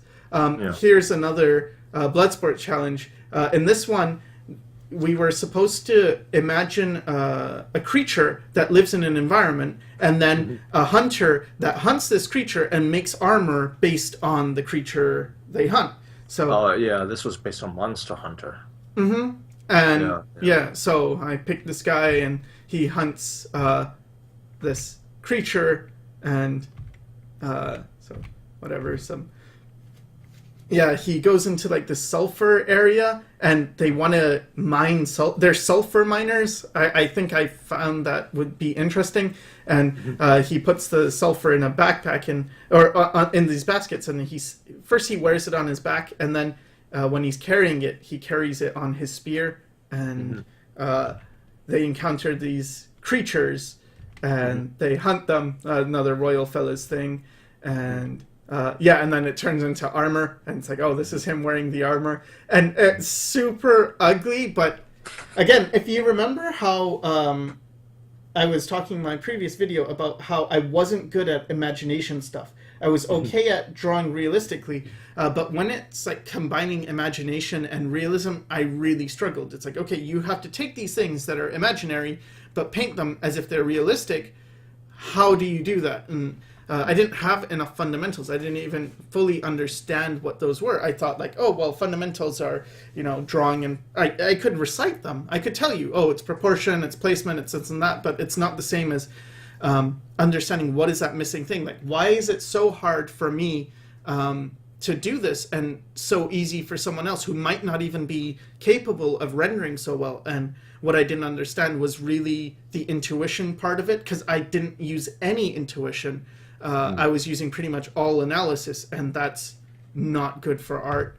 And then here's the creature in the middle, the guy before he's hunted, after he's hunted. And this creature is what I included in my anomaly portfolio, which Daniel Dochu just like, this is shit. He looked at it like, this is shit. I'm like, oh no, it's shit. I worked on this. No. Oh, God. Okay, so I think this is actually when we started taking John Chindet's advice and we're creating things, because I know we had a list, and it was like, there's like a sorceress, there's one of them was a dragon. I wonder if this could be the dragon, or else it might have been like the monster, like a giant monster. Yeah. This could have been one of those. Yeah. Because I do remember it's sort of like this. This was, I don't know. This was something. Yeah. So that might have been it. But yeah, okay. So this is one of the things that like, okay, we should start checking off the list. I also remember we came up with this idea, and it was that it was to work together, because at first what we had been doing is we're just both doing our own thing and trying to make it fun, and it was miserable. And then we decided, like, well, when did we have fun? And in animation school, one of the classes was acting class, and it's I guess it's to get just more well-rounded, be able to put some acting into your characters. But that was the first time I was doing real. I think that's the first time I started actually talking to you more. We did these skits, these acting skits, and it was a lot of fun. And then we started doing stuff with animation where it's like, oh, let's figure stuff out after school. We were just like trying to figure stuff out, seeing what artists we liked. Like, oh, we studied Glenn Keane, and I remember like that was fun. That period was fun, and so I thought like, oh, I think that's fun. And then I started thinking like, what if we just worked as if we're a mini studio? Like, oh, just two people, and maybe we could just I don't know. And you came up with the name Cell Pod, and like, okay, sure, it's we'll call ourselves Cell Pod and do this this studio thing and just work together, because we figured, okay, it's miserable for both of us, but if we're both working together, maybe it'll be fun in that we can have someone to bitch and moan to. Oh man, this sucks. Oh yeah, I know. yeah, it's so miserable, isn't it? Yeah, it totally is. And then somehow it became like, it actually worked though. It became kind of more fun because it was shared. The suffering was shared. Misery loves company. Yeah. So this is probably another idea. Maybe this was like an undead idea, because one of our ideas was undead. Yeah. I don't know what these are. Just not sure. Some thumbnails. I think what it was is that okay, go back to the undead stuff. I think what it was is, okay, we should create portfolios for magic cards, and then I think I remember now. I was doing those things, and then the ratio I was using was wrong, and then you did these. It's like possibly, I think these were ideas about like to do cards or something. Yeah, I think that's what it is. Yeah, because they use a 4:5 ratio, I think. I think it was that. Yeah. Yeah, and these are more things like just ideas for thumbnails that we could turn into cards and have this portfolio that we could take to someone like John Chindet, and they'd be able to say like, oh yeah, you've got everything you need. Yeah, and I did like this piece, just whatever. Oh, let's have an angel with like a sword thing. I mean, the drawing's terrible. These wings are coming out of nowhere. This isn't structurally correct, but Yeah. hey, it's rendered and it's got stuff. And this was one of your thumbnails that I guess you did the drawing, and then and we're also working on perspective a lot. And then Yeah. I think you took it to this level, right? Yeah. Yeah. And then you sent it to me and I started coloring it. And then as I'm coloring it, I realized this is really, really difficult because Yeah. I couldn't understand some of the forms and how to deal with it. Yeah. It's also, I think, just during this time we were I think this is later on when, like this specifically is later on when we were working together, but it's this thing, like we both had problems, like I for one, it's just like, okay, I some of the things that I drew on here I understood what they were, but when I sent it to you, you didn't know what it was. So it's just like, what's going on here? What is this image? So it's just like my fundamentals were lacking. That in turn made it more difficult for you to finish the image as well. Yeah, because I couldn't just use intuition and like, oh, I see what you were trying to do. Okay, let me just paint it good enough. My thing was all very structured, like, oh, okay, well, if the light's coming from this direction, then it's going to cast on this plane and stuff. And it was this, like, part of our idea was that you were really good at sketches and thumbnails and stuff, and I was good at polishing and making something look realistic. So why don't we combine this? Instead of me doing horrible sketches and then polishing them, I could have a good base with your like really good compositions, and you could focus on what you're good at, I could focus on what I'm good at, and maybe combined we could create like really good work that neither of us could do. So here's some more thumbnails, and here's, I guess it's a guy with an axe. I think he has like a pole arm or something, a shield, some Viking character, I guess. Yeah, just some more Yeah, thumbnail characters. Just random ideas, I suppose. But at least it was in a fantasy setting. There's Yeah. that. At least it's not completely a guy with a radish for a head. Well, at that point, well, this was after the whole anomaly thing, so we did get a bit more direction. So I don't know what this one was for specifically, but I guess it was just some weird animal creature that I was drawing. Okay, and then this one, you sent this to me, and okay, what did you think it was supposed to be first? Like, Or it what was did some you sort of draw it rock. as? Yeah, it was like a rock golem or something, and then Where's the there's a head? tree on, like the, yeah, like Oh, it's you're here. really close. Yeah, that's the face. That's the face. Oh, yeah, so okay, so this is I guess this is the back, this is the arm. Oh, no, this is the arm. Yeah. And yeah, you sent That's the this to arm. me, and then I was like, "Oh, that's a cool crab creature." And you're like, "What crab creature?" But that's the thing. It's sort of like this is already this we didn't realize it at the time. Well, at least I didn't. And then, but it was revealing. It's just like, oh, this would be the beginning of our problems, because like, just because you understand what you're drawing, this doesn't mean the other person does. But Yeah. something good did come out of this, though. Yeah. So I think I sent this to you. Like, this is what I saw. Like, oh, this is the character. Yeah, I saw these as like teeth. I saw these as eyes, and Yeah. I saw these as like crab legs. So Yeah, I drew it like, oh yeah, this is the crab I'm looking at. And you were like, okay, I'll go with that. Yeah, yeah, yeah, yeah. And so you did this picture then of Yeah. this crab creature. Yeah. So this is the image you sent me, and it's Yeah. like, oh, okay, I can do something with this. And Yeah. so I did this, and it's Yeah, like, okay, yeah. And then it was just refine it. So okay, Yeah. let's make this better. Let's add stuff. So I changed it from a tree. I thought, okay, maybe it's like a city. I remember, I remember this specifically because we were talking about, 'cause, like at this point we were still sort of like in the Crimson Daggers mode. It's just like, oh, everything needs to have a purpose.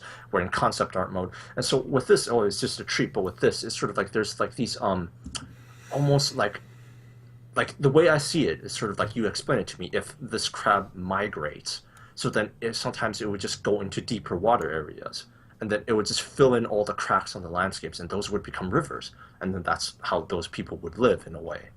So it's just like, oh, this was really cool, and I think we got some really good responses from this. I think this is, we had one more piece before this, that sort of gave us the idea of working together. But this is what really cemented it. It's just like, oh, we should definitely work together. Yeah, because I felt like, well, I couldn't have come up with this on my own. Yeah. But with even your thumbnail, it wasn't that complicated or detailed. But it's Yeah. like, oh, you can turn it into something. So I turned it into this, and it's like, I didn't hate it. I thought like, oh, okay, this is something. And I showed it. At this point, I found that. Oh man, the name escapes me. But Daryl Mandrick. Yeah, Daryl Mandrick was.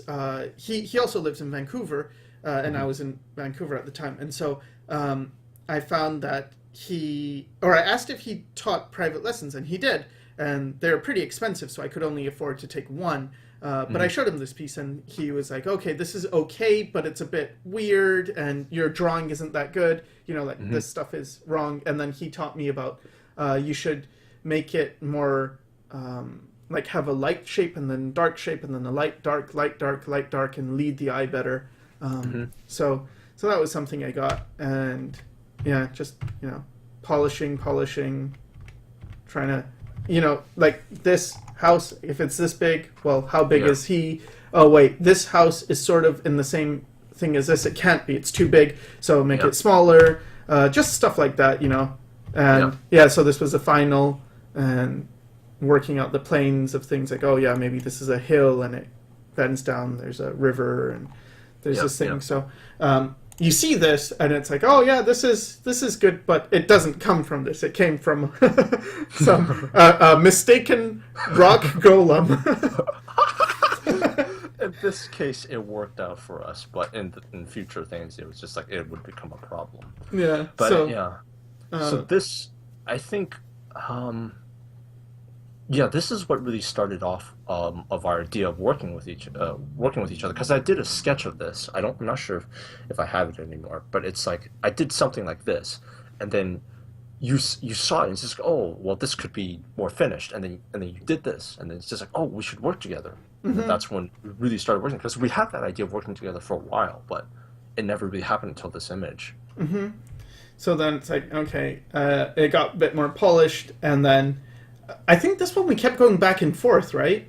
Yeah. Like I worked on it, then I sent it to you, then you worked on it, then you sent it to me, then I don't know. Yeah. There's basically like we had different ideas of what things would be. Yeah. And then eventually, it got to this. So it's like, okay, it's sort of finished. It was, in a way, it was something that I couldn't have done by myself, and it was something that you couldn't have done by yourself. So it's like, okay, so you're doing better work, but at the same time, it's not as, like, it doesn't have my strength, and it doesn't have your strength purely displayed, because it's like, oh, it's not as gestural as you would have it, and it's not as polished as I would have it. So it seemed like this is okay. Maybe this is a good idea to work together.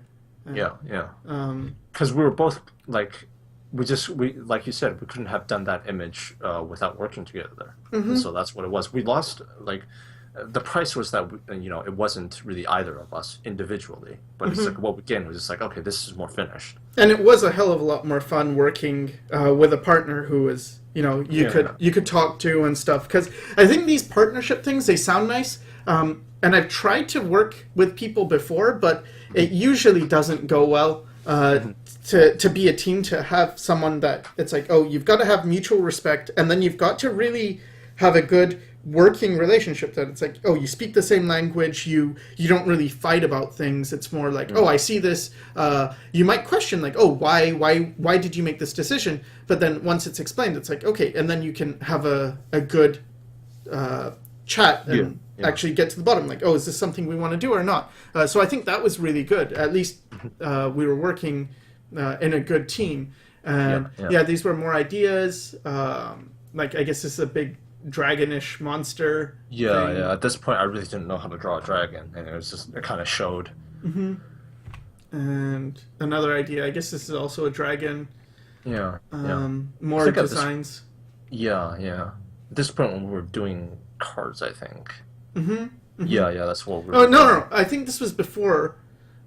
This is when we were still figuring stuff out, because I remember we had a few cards done before we actually got our first job. So yeah, these were dragon things you were doing, Yeah. the different ideas, and this is one I did, and yeah, I did this thing, and then Yeah.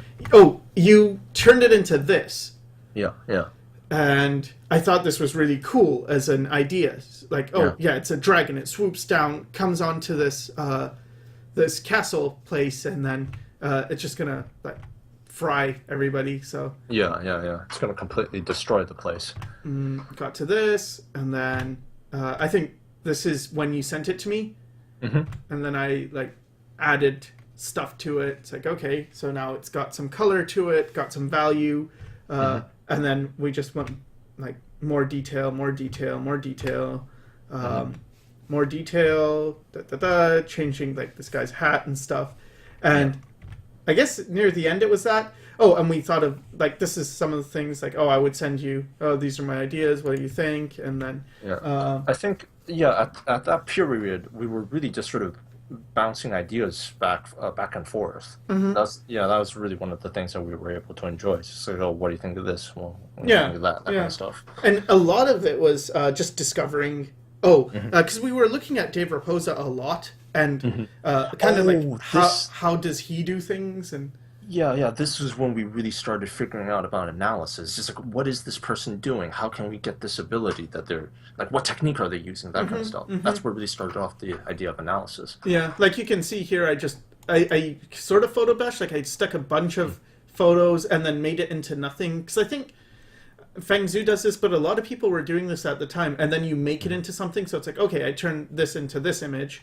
And then I turned it into this image because I thought, I don't know why I didn't like this one, but anyway, I thought, oh, let's just make it more heartwarming or something. That's a girl with a cat. Okay. And then, oh, yeah. So this one was really inspired by Daniel Dochu because as much as he, called us out on asshole. he's very good, and I really liked his works because they have this huge epic feel to it. And I think you sent me this, and I was like, whoa, this is a good idea. Yeah, this looks cool. So I really like these type of shapes that you're using. Like, oh yeah, these massive sail things, and yeah, it's got water coming down. Cool. And so somehow it turned into this. Yeah. This is all you, man, because I can never. Yeah, this goes back to the thing, like, I was just looking at Dochu stuff, and it's just like, at certain points, I still don't know how I'm doing it. Like, that's the thing with intuition. It's just like, there's still a lot of things that I don't really know, like, how it's doing. But one of them is just like looking at pieces of art and just somehow stealing the energy, like looking at the shapes. It's just, and just, I don't know. It's like the intention or the energy that the artist was using to make this image, I can somehow take that and transfer it into my own work. And yeah, this is what happened. So, yeah, you gave these, and we're thinking like there's these vehicle things that like go down this river or canal or something, and this is like a dam, and so we're just composition, how do we do this, and just some more, and then I guess this is where we ended up, and this was a rough, I put in some color, I put in some texture, it's like, okay, and then from here it went to this, and it went to this, some more stuff, and then this, and I guess this is where it ended.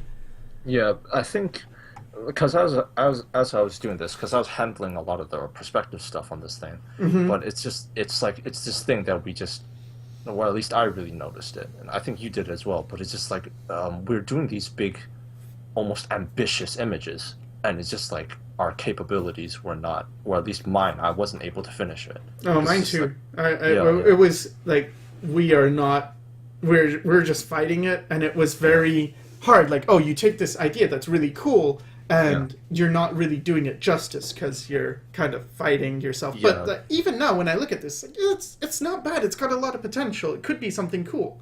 Yeah, it's just that we weren't able to put, because I remember it's just like going back and forth, and it's just like something just isn't working anymore, and we just Yeah. kept doing it, and it's just like, and sometimes we would notice mistakes and we would fix it, but then that just somehow, I don't know, just got kind of got worse in some ways. Yeah, and like the back and forth thing, it got a bit tiring because Yeah, yeah. with me, and I think it's the same for you. We sort of have like this initial energy, and Mhm. oh, it's a cool idea. Okay, let's do it. And then it dries up pretty quickly. It's hard to like. I don't have a lot of stamina. When Yeah, it me comes to either. caricature, it's like okay, sure. I usually spend about 15 to 18 hours on a very finished caricature to make it look real. But Mhm. the amount of heavy lifting in like the first hour, I'll have the thumbnail. In the first 3 hours, I'll have pretty much the image, and it just needs to be like the black and white parts done, the color parts in place, and now it's just polish. And then I would spend the next 12 hours just detailing, but that's not intense in terms of brain activity.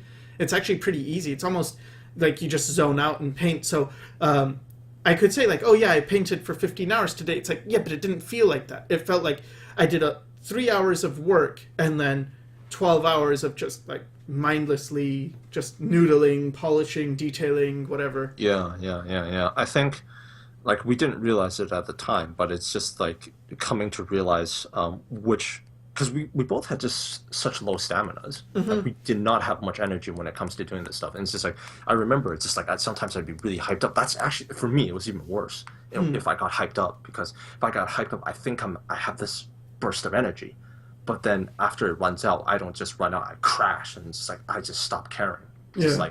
like there could be a deadline for Yeah. all anybody could care. And it's just like I just don't care. Like Super frustrating, super yeah, hard to deal it's with. I was like, Jeff, I mean, Bob, is this done?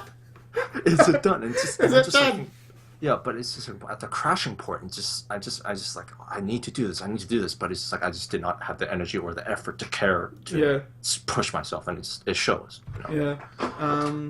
I guess more thumbnails of a looks like a tornado or something touching down, Yeah, but I don't know. yeah. For it's just like these. I think they were like these giant structures that Hmm. are like that are coming out from the clouds and touching the ground and stuff like that. Like it's this thing where it's just like I have these epic images in my head, but I just couldn't do it. You Hmm. know? And then it's sort of like it's the same thing. I get hyped up, and then I just crash and I just stop caring. Yeah. Oh, this was the first Yeah, sketch. this was the one that I did by myself. Yeah. It's And still except cool. It's still got stuff to it. yeah. Okay, so that's what basically started it all. Hmm. Yeah. Hmm. Yeah, just a lot of Oh, I okay, guess and then it's it all went. out of order. Yeah. Yeah, it's fine, but Whatever. Yeah, and then it. basically this is how it started. Yeah. Yeah. Yeah, and then we had the idea for like an undead piece because what should you have in terms of the list? Oh, have an undead thing. Sure, why not? Yeah. Um, yeah, so Oh, more undead. that's Oh, there we yeah. go with that guy. Oh, and this is just I guess a thing because we would do this as well. Oh, this isn't making sense. This isn't reading, and then we did the silhouette thing where we both did silhouettes and then refine them. So this was my stupid attempt, and then these were mine, and then these were yours. I can tell yours. Just your shapes are much better than mine. It's like, oh yeah, these are very Bob shapes. And then these are mine again. You can see my shapes suck, and Yeah. But even here, it's sort of like we're back to the same thing again. Oh, let's try this thing. Let's try that thing. There's no direction again. yeah. And then you gave me these, and I thought these were really cool. Like I'm like, oh, this can become something. And then I painted them a bit, and it's like, yeah, it's not. It's taking away from what you had, but it's okay, I guess. In some way, it's like, yeah, meh. Yeah. Well, it's just sort of like we were just creating details from nothing. Yeah, And the thing with that is sort of like, you could find things in there, but once again, it goes back to fundamentals. Do you know what you're creating from nothing? yeah. And at the time, we were still kind of unskilled. No, that's one of my crappy dragon drawings. Yeah, and then I had this idea for we could do a sorceress, and she's sort of just very imposing and whatever. And here's a sketch I did of like a thumbnail idea and some more, and then this was one you did, and it's like, okay, that's cool. And I think I ended up going with the one I did, and starts like this, and then then the next one is this, and then there's just a lot. Like, oh, does she have a cat? And this is so stiff and horrible. Like, God, I can't stand it. But anyway, okay, turned into that again, super stiff. And then, oh yeah, let's have her relaxing, but her body is still super like, I don't know, it's not at all relaxed.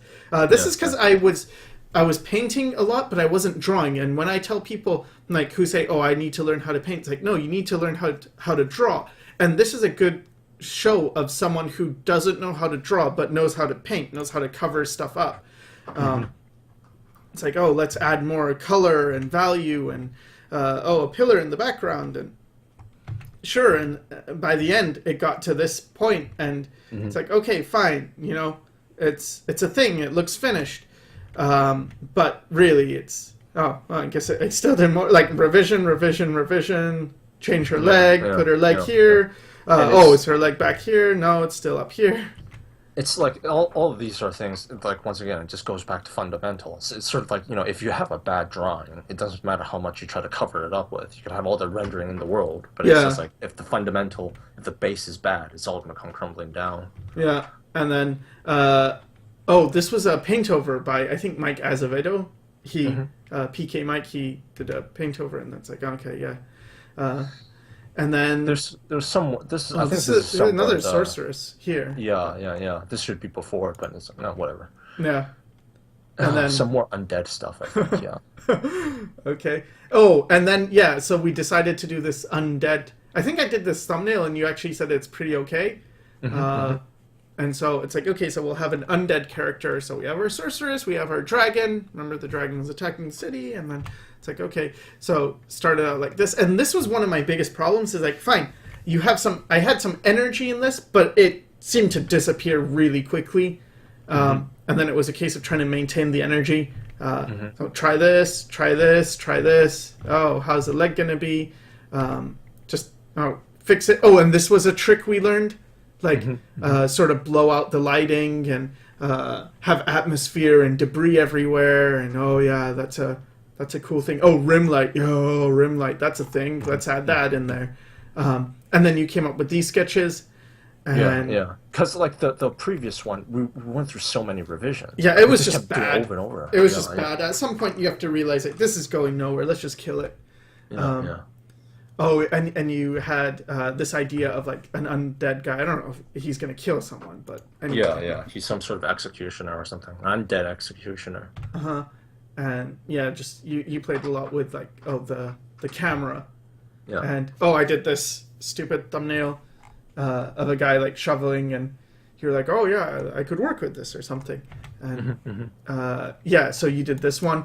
The guy like pulling him out of the ground. It's like, okay, so. Go with that one, pulling them out of the ground.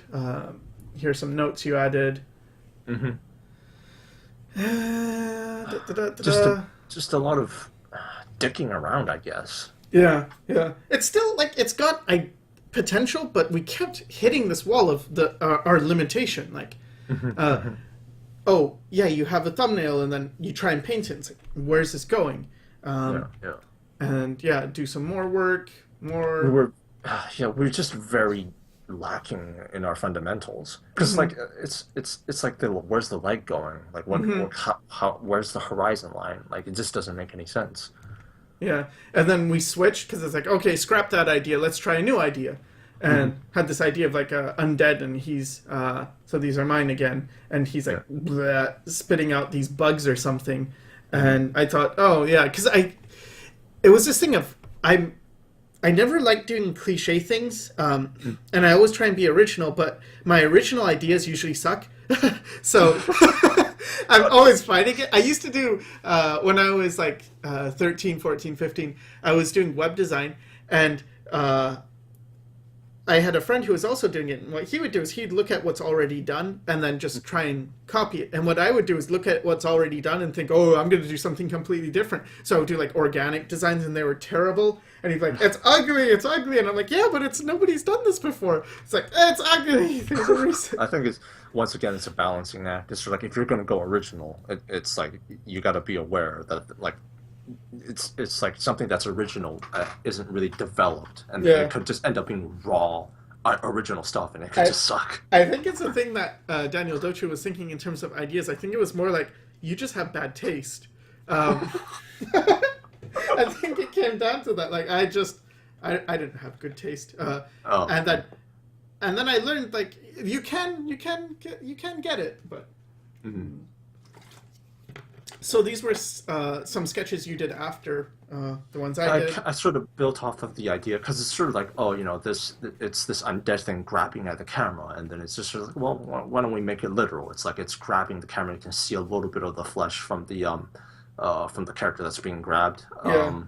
And I'm not sure if you can see it, but I think in one of the images, the person that's being grabbed is holding onto the arm of the undead or something.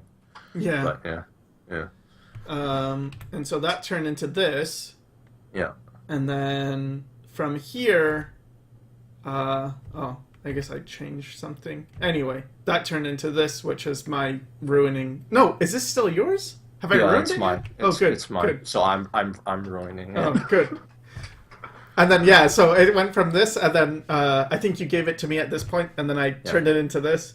Like, the tree's okay in the background. It's like, oh, there's a nice. It's not that nice when you zoom in. There's a moon. That's nice. But the rest is just like, and all these, the bugs just look super crisp, and it's just ugly to me. I look at this and it's like, oh man.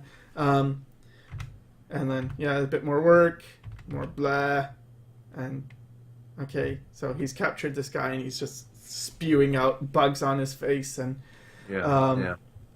I mean, I shouldn't say it's too bad because we ended up getting this in our portfolio. So, oh jeez. Here's, I think this is another undead piece. Yeah, with the army, I guess. Yeah, and he's like being shot by arrows, and there's dead bodies around him. That kind of stuff. stuff. Oh boy, I know what this turns into. Yeah. It's gonna be that. So boy. We got to this point. Oh no, yeah. I'm dreading. I'm dreading going to the next one. I know. It's like, oh, what does this turn into? No, we don't need to see that. Oh boy. Okay, so it turned into the... But wait, there's more. Oh no. Okay. Yeah, it turns into this. Then. Oh no. Oh god. Oh, so much for our collaboration.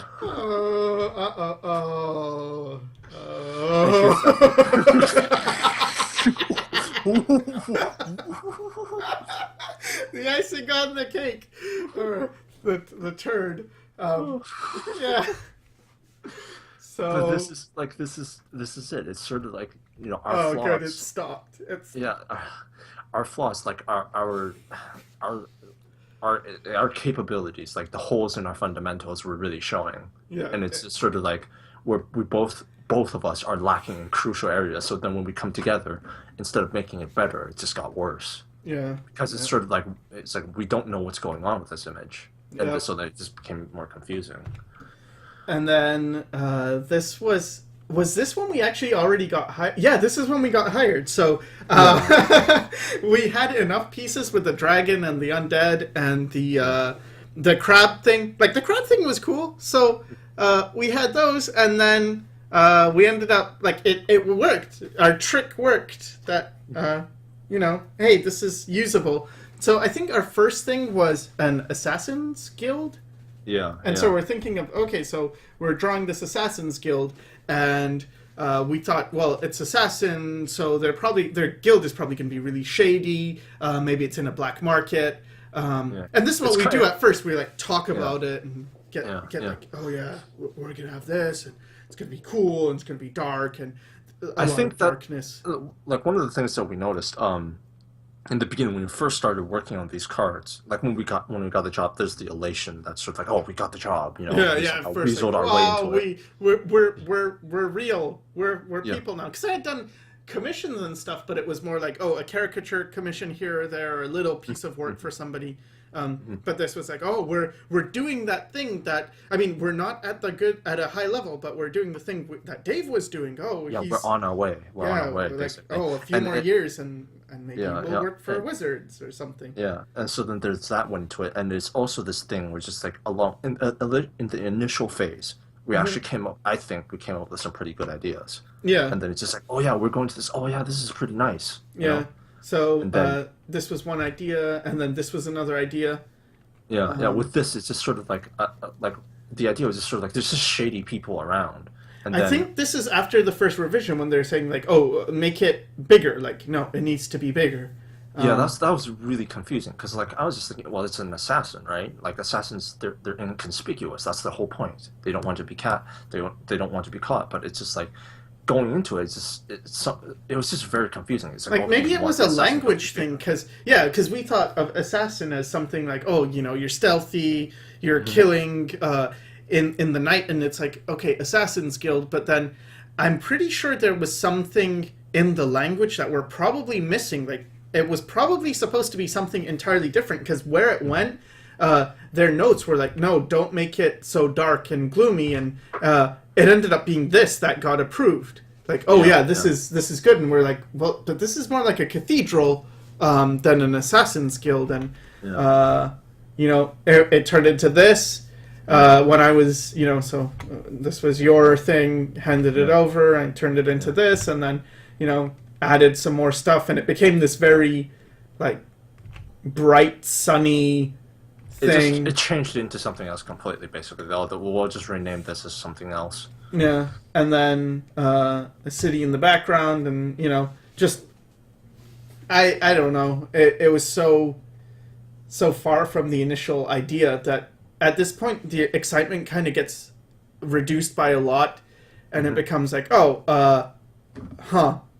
anyway, and some god rays and stuff. And, got this idea. This is one of the tests that we had to do in order to get in, right? Yeah, and it turned into from this. It's like a demon, and he's grabbing people by the neck with a chain. And then it was a constant, you send it for revisions, is this good? Is this the right direction? And you get comments on how to fix it. And got to this point, and then this, and then the more I worked on it, the harder it got, and the less I was like, it's more like, what am I doing with my life? I think what is going on here? Yeah, I just, this is not good. I couldn't be proud of this piece. And they didn't like it either, I think. But it was sort of like, I mean, they were really nice that they gave us a shot because, look at this. It's just, this is not cool at all. This is very lacking in fundamentals. I think it was Marius who was sort of like, give these guys a chance. And this is, then we kind of decided, like, what if we do our own cards? So there were a few that you did the whole thing and a few that I did the whole thing. So this is one of the things where it's like, okay, so we'll do our own things as well. So this one was just pure me, and went from this to this, and the noses. I mean, there's drawing issues. It looks like the face is pretty flat and stuff, but I went from this to this to this, and then and so I think. Yeah, this is the final, and I think this one isn't, like, the face I'm not super happy with, but it didn't turn out awful.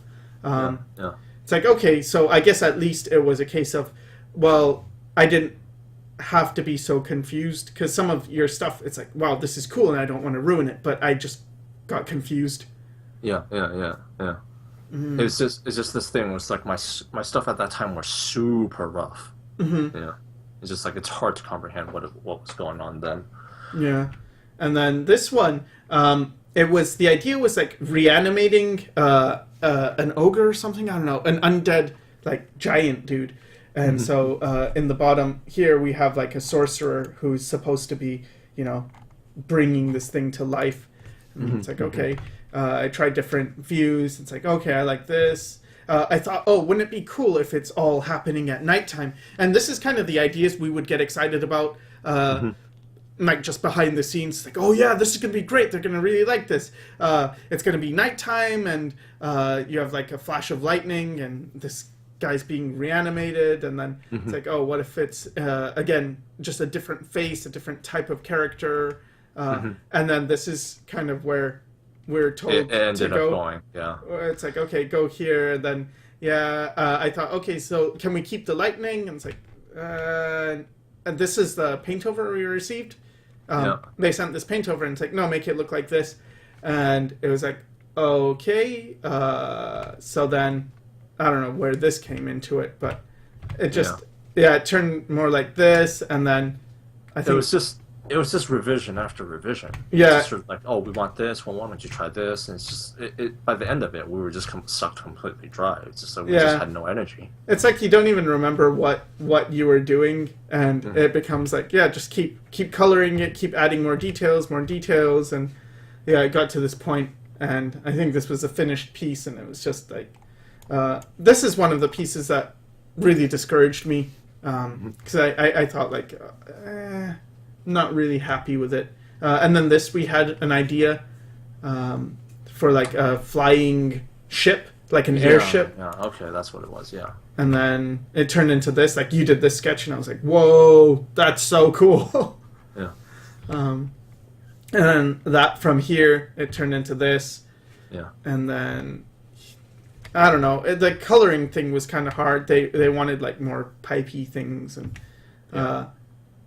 it went to that, and then, this arrow is just signifying the light source. It's like, okay, doing more. And then the black was too, dark, so it's like, now make that light steam, and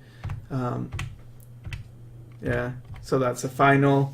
And I just couldn't maintain your cool thumbnail. I couldn't keep it. It's sort of like, it's even when you cleaned it, it showed the places where it's sort of like, because like when I remember looking at the sketch, it's sort of like, oh yeah, this seems nice, but it's like, it's all just rough lines, and there's a lot, like now it's just the captain, where's the crew? There's nothing there, and it's just sort of like, oh yeah, there's been nothing there in the sketch in the first place. So it's just this thing, it's just like, it's rough, and you can get away with a lot when it's rough. But it's just like when you clean it up, and especially when you hand it off to another person, you have to be concise. You have to be able to say, you have to be able to show them what this is. You have to be able to communicate visually, and I wasn't able to do that. So it's like, it was failing on both ends, really. So then we had this other idea for, or not an idea, it was a prompt, because we're getting the prompts to do the work, and so it's like this aristocratic elf guy who's, I thought maybe he would be having his shoes shined by a goblin or something. So I tried this, and oh man, this was super stiff, and I hated the drawings. Like, nope, can't work with this. Got to redo it. And I came up with this character, and I thought, you know what? This guy looks better. I kind of I like his personality. I like this little goblin creature.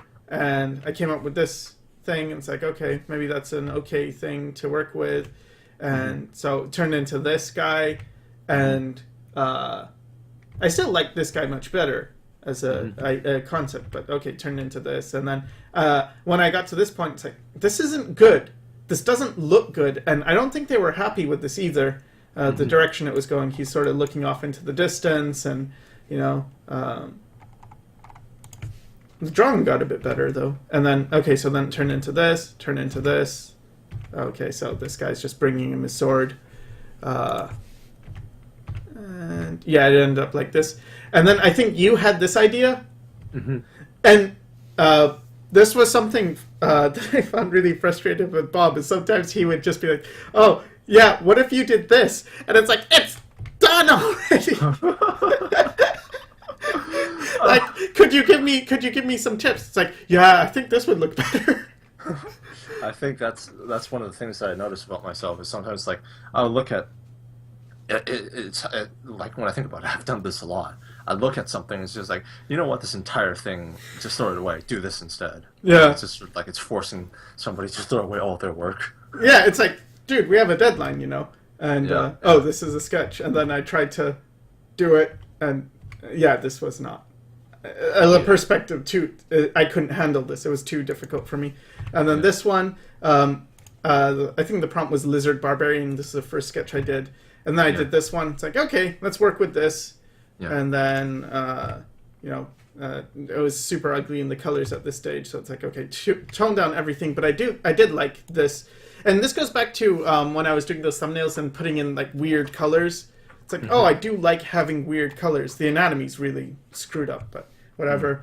And then, it turned like this, and then eventually it turned into this. And actually, this was super successful for a portfolio piece. I guess because, I included motion blurs, and the face is okay, and look, you've got rusty metal, and debris, and in the background a lot of cards tended to have the same environment. It was sort of like this rocky thing that just put in. You have embers because that's cool, smoke because that's cool, atmosphere because that's cool, and it's just really formula. It's just formulas. And I got so many job offers after this for we really like this piece, and can you do more, and you did this, obviously. Like, why don't you do this? Completely different piece, but But why don't you throw away all that work and just start over? Yeah, because for you, a drawing is like, you'll do drawings like, it could be this or it could be that, but for painting, it's like, this is like probably over 20, 25 hours of work, and then just do this. So, and then this was one of your ideas, I think, the Goblin Berserker. Yeah. So just got dual wielding axes, and these were your thumbnails. Yeah. God, these are terrible. And then I think you ended up going with 5. Yeah. And that one just went into fucking development hell. God, it took forever to get this piece done. Yeah, I don't even know if they accepted it. I really don't remember. Yeah. Was it this far that you got? I think you got a bit further than this, but still, it was pretty... Yeah. This was like months of work. It was just sort of like going back to it. It's just like, I feel miserable. I got to do this, but I got to finish it, but I don't know how. So it was a combination of a lot of things. Lack of capabilities, just not enjoying the work, a lot of revisions, I think. Like, I would send it to them, and it's just like, this must be done. And it's just like, nope, you got to keep doing it. I guess this was a steam golem. So we got like a steam golem thing. It's like, okay, so I did this sketch, and it's like, okay, worked on it and kind of put him in this westerny environment. I think this is when I sent it to you, and then you took this and you turned it to this. Yeah. Well, this with the drawing, and then I just polished it a bit, but and then I think this is where we sent it off, and then we got revisions like, no, it needs to be colorful, and so we had to color it, and I think they picked this one. This is the one they went with in the end, and then I kind of preferred it with the darker version, so I just... Well, it just, like, for me, it just made more sense, because it's just like, the Steam Age, it wasn't necessarily clean. Yeah, and this one kind of gave me too much of a Transformers feel. But anyway, they liked this one more, so it's like, okay, fine. And then this one was I don't even some remember. Sort of forest creature. Yeah. Oh yeah. Jesus. Oh boy, this is gonna be painful. So these were your thumbnails. These were my thumbnails. Yeah. And I think I went with 2. I think. And it turned into this. Oh no! Oh, but it gets worse. The drawing understands. And then I did this, and I thought, again, it's me being original and having stupid ideas. I thought, what if the branches become this, and it, my mouse is going crazy. But anyway, and then maybe it would look better with leaves. Yeah, let's put some leaves. That'll cure everything. And no, just really bad custom brushes, and this is not okay, not acceptable. Yeah. And then eventually they didn't like the head, so I get rid of the head. It's like, okay, so just replaced it with another one of these things and leaves again. Anyway, okay, so here we have a genie thing. I guess these are yours. Well, obviously these are yours. They're much too good to be mine. Are they? I don't know if they are. Some of them might be. You think no? Because these shapes are yours. They're too. Again, they're too strong to be mine. Oh, well, okay, well, whatever. Either way. I can tell my suckage a mile away. Jesus. So yeah, you did this one, but I didn't. I don't know. I wasn't really digging this one. Right. And so, yeah, I think you sent me this. And anyway, I redid it and turned it into this thing. Right. The thing is, you got a lot of like people really liked it. Yeah, people really liked it, but I hated it. I hated this arm, and I felt really annoyed at like this. I just felt like this is not good. I can't draw. I'm not good at this job. I'm not good at life and stuff. But yeah, this one got some pretty good feedback, and then this is one you did yourself. Yeah. Yeah. It was like the attempts were the ones that I did by myself were super nerve-wracking, just because I didn't have that polish. So it's like I could come out with something good for all I know, but it still might look pretty bad by the end. Yeah, I got to this stage, and I think this is the furthest it got. Yeah. And then I did this piece. Went from this, and then it went to this, and then this was the final. I don't hate it. There's a wolf in the background that I kind of like, and yeah, it's okay. This one I don't hate then. So then there was one. And this was the elf person. Huntress. Yeah. Again, just not knowing what we're doing, and Yeah. I think I sent you this, and it was.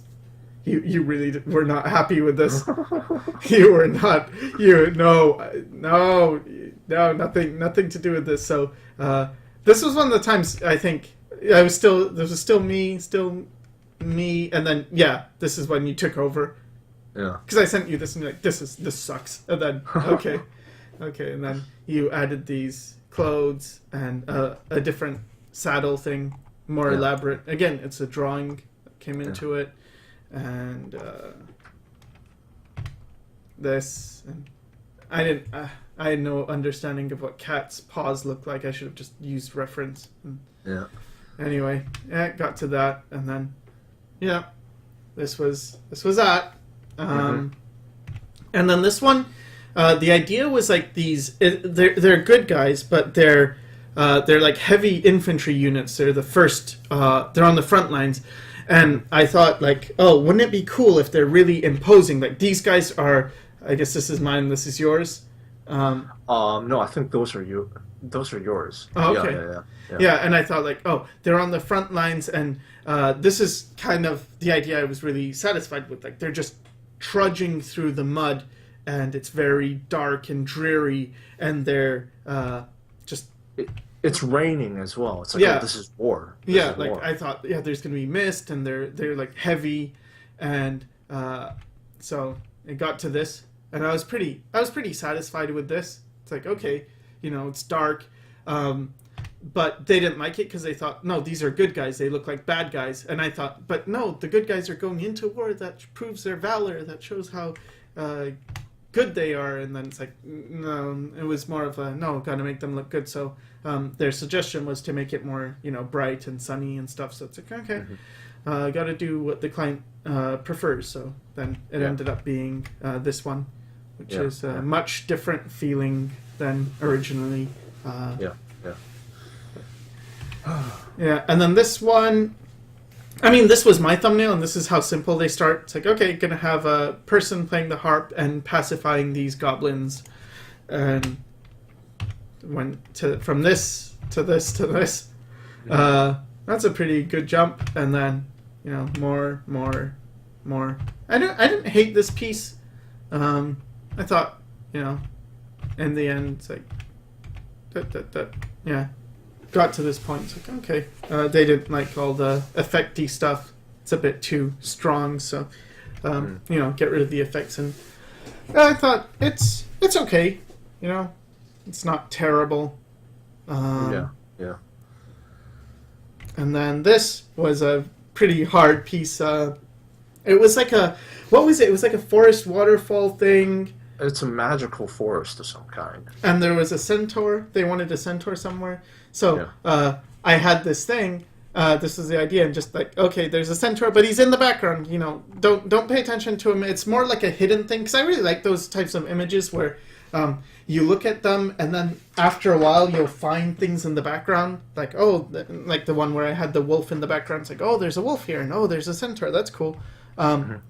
And so they wanted the centaur to be more prominent. So I thought, okay, make a centaur like this, like more in the foreground. But anyway, this was what I sent, and then it still was like, no, it needs to be more obvious with the centaur. So it's like, okay, where should I just put him everywhere? Where should I put him? Centaurs everywhere. And tried to keep him hidden, but it's like, no, let's have him taking more of a role, and then ended up just scrapping this. Like, this isn't working. This isn't a good image. So okay, had this, and then like made it all magical, because it needed to be magical, and let's have him be all dashing, and it ended up getting like this, like super weird, and blip blip blip blip. I don't remember which one they picked, but this one, oh boy, oh Jesus, it killed us. It killed us. Yeah. I think this was the last straw. It's just like, okay, we are not cut out for this. So it was a mage librarian, and how many months were you doing this for? I don't remember. I was like, deadlines, and so I started like this, and then you took it from this one to this one, and then you got it pretty far, like at the stage, and then it's like, oh yeah, because it's almost finished, so start from the beginning. Bob logic. But here's the thing, like, go back to the other one, and it's just like, look at this. It's like, it's garbage. Not only was I not capable of finishing it, but it was just like, because the client wasn't happy with it either. I sent it to you, and then where I sent it, I don't remember the specifics, but it's just like, it was not done. Cannot be finished on my end. So it's just like, okay, so this is a drawing problem then. It must be. Or it's an ideal problem. It's just like, fuck, let me redo this. Because like, I remember, it's like, I just remember the undead one, where it's just sort of, we slaved away at one version, and it's just like, this sucks, let's just restart it. And then each time we restarted it, it was a little bit better. Even though it ended up being what it was. So it's just like, screw it, let's just redo it. And then, I went into the thumbnails. Yeah. And then this, like, I liked some of these, but it was so frustrating. Like, I would hate that I liked them, because it would mean like, yeah, this is better, but can you go back to your old one and finish it? Yeah. But it's just this thing where it's just like, oh, like, these are so much better. It must, like, I must be able to finish it, right? Like the drawing's better, the composition's better. I should be able to finish it. And it's just like, no. Yeah. So I think you started with this one, and man, after this, we can't really show more freelance work, because we did have other jobs, but I don't think we're allowed to show the work. But we got into jobs that we thought would be less fun, like animation. Animation-related jobs, not animating, but we worked for some animation studios, and actually that was a lot more fun, doing some comics and stuff, and we tried a bit of storyboarding, but I thought I would hate it, but I actually liked it more than this, and that was very eye-opening. But they all had a similar pattern. At the beginning, it's just like, oh, we think, well, maybe this will be different. Maybe we'll get something out of this. And then in the initial start, when we just work on our ideas, it was like, oh, this is fun. We get to explore what we want. And that's what we thought the job was. But it's just like, no, in reality, it's like, it's what the client wants. There's revisions. There's the fact that you might find out that you're not good enough. It's a constant cycle of just sort of just misery in a way. just like, oh, you think it's going to be good? It's like, no, here's the reality. And you have to deal with it. Yep. So, where do we go from here? Hey everyone, Bob Meatbag here, and welcome to another episode of Blocky Bean, where I take you through my adventure into pretending to be a professional artist. So, we've already been through pointy chins and Lucky Beans, just a bit of a joke. So this is going to be pretty much just you, Bob, talking about your stuff. Because, again, where I went after this was, okay, I'm going to try and find a style. I'm going to try and find me. What do I like? I don't want to be in a job where I'm completely hating it. Like, what's the point? Why would you work so hard to be an artist to just be doing something you really don't enjoy? But then the hardest question then became, but what do I like? What do I want to do? Do I want to do character design? Do I want to do, like, what is interesting to me? And we're both going through this. And we're still in this stage. But yeah, why don't you go over what these are? Well, it was pretty much after the cards with things that we were doing. Well, we did freelance as well. We did the cards, and then we did a bunch of freelance, and then we came upon this idea of what if we actually did what we wanted to do. Yeah, because at that point, I think we all realized just how much we disliked, I don't know, just the way things are, right? Like at that moment, like my relationship with art, I hadn't really thought of it that way. It's like, oh, my relationship with art, but like basically, it wasn't really something that I was enjoying at the time, especially with our experiences in freelance. So we just eventually got to the point where it's just like, okay, we gotta just do things that we like. Otherwise, we're not gonna get anywhere. So it was at this point that we just sort of started exploring. Just like, okay, before it was just like, oh, what should we do? Should we practice this or should we do that? But now it's just sort of like, well, instead of what should we do, it's sort of like, what do we like? And this was just sort of like that's where we really started off, And yeah, I think this was just sort of one of the random images that I was doing. So these are some images for the Comic-Con stuff. Like, this is pins. I think, like, even with this, it's just like doing some of these images. Like, before, I was really dismissive of my screaming faces and some of the stuff that I was doing with expressions. But it was at this period that I think I really started to embrace it. Yeah. It's like, okay, what if I just let go? What if I just let go of my preconceptions and just accept that the screaming faces get a reaction out of people? And then what I started to realize is, before it was just like, oh, I'm relying on my intuition. Now it's just sort of like, because I became aware of that, it was just sort of like, instead of just going like, oh, the intuition comes and goes, it becomes, in what situation does the intuition activate? And then that's where I really started to go with these kinds of stuff.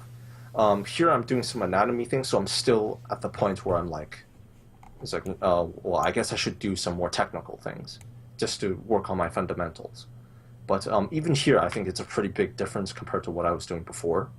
Where it's just like, one, I'm working more, and two, it's like there's a bit more direction, because instead of just doing like anatomy for the sake of anatomy, it's sort of like, no, it's anatomy to reinforce my style.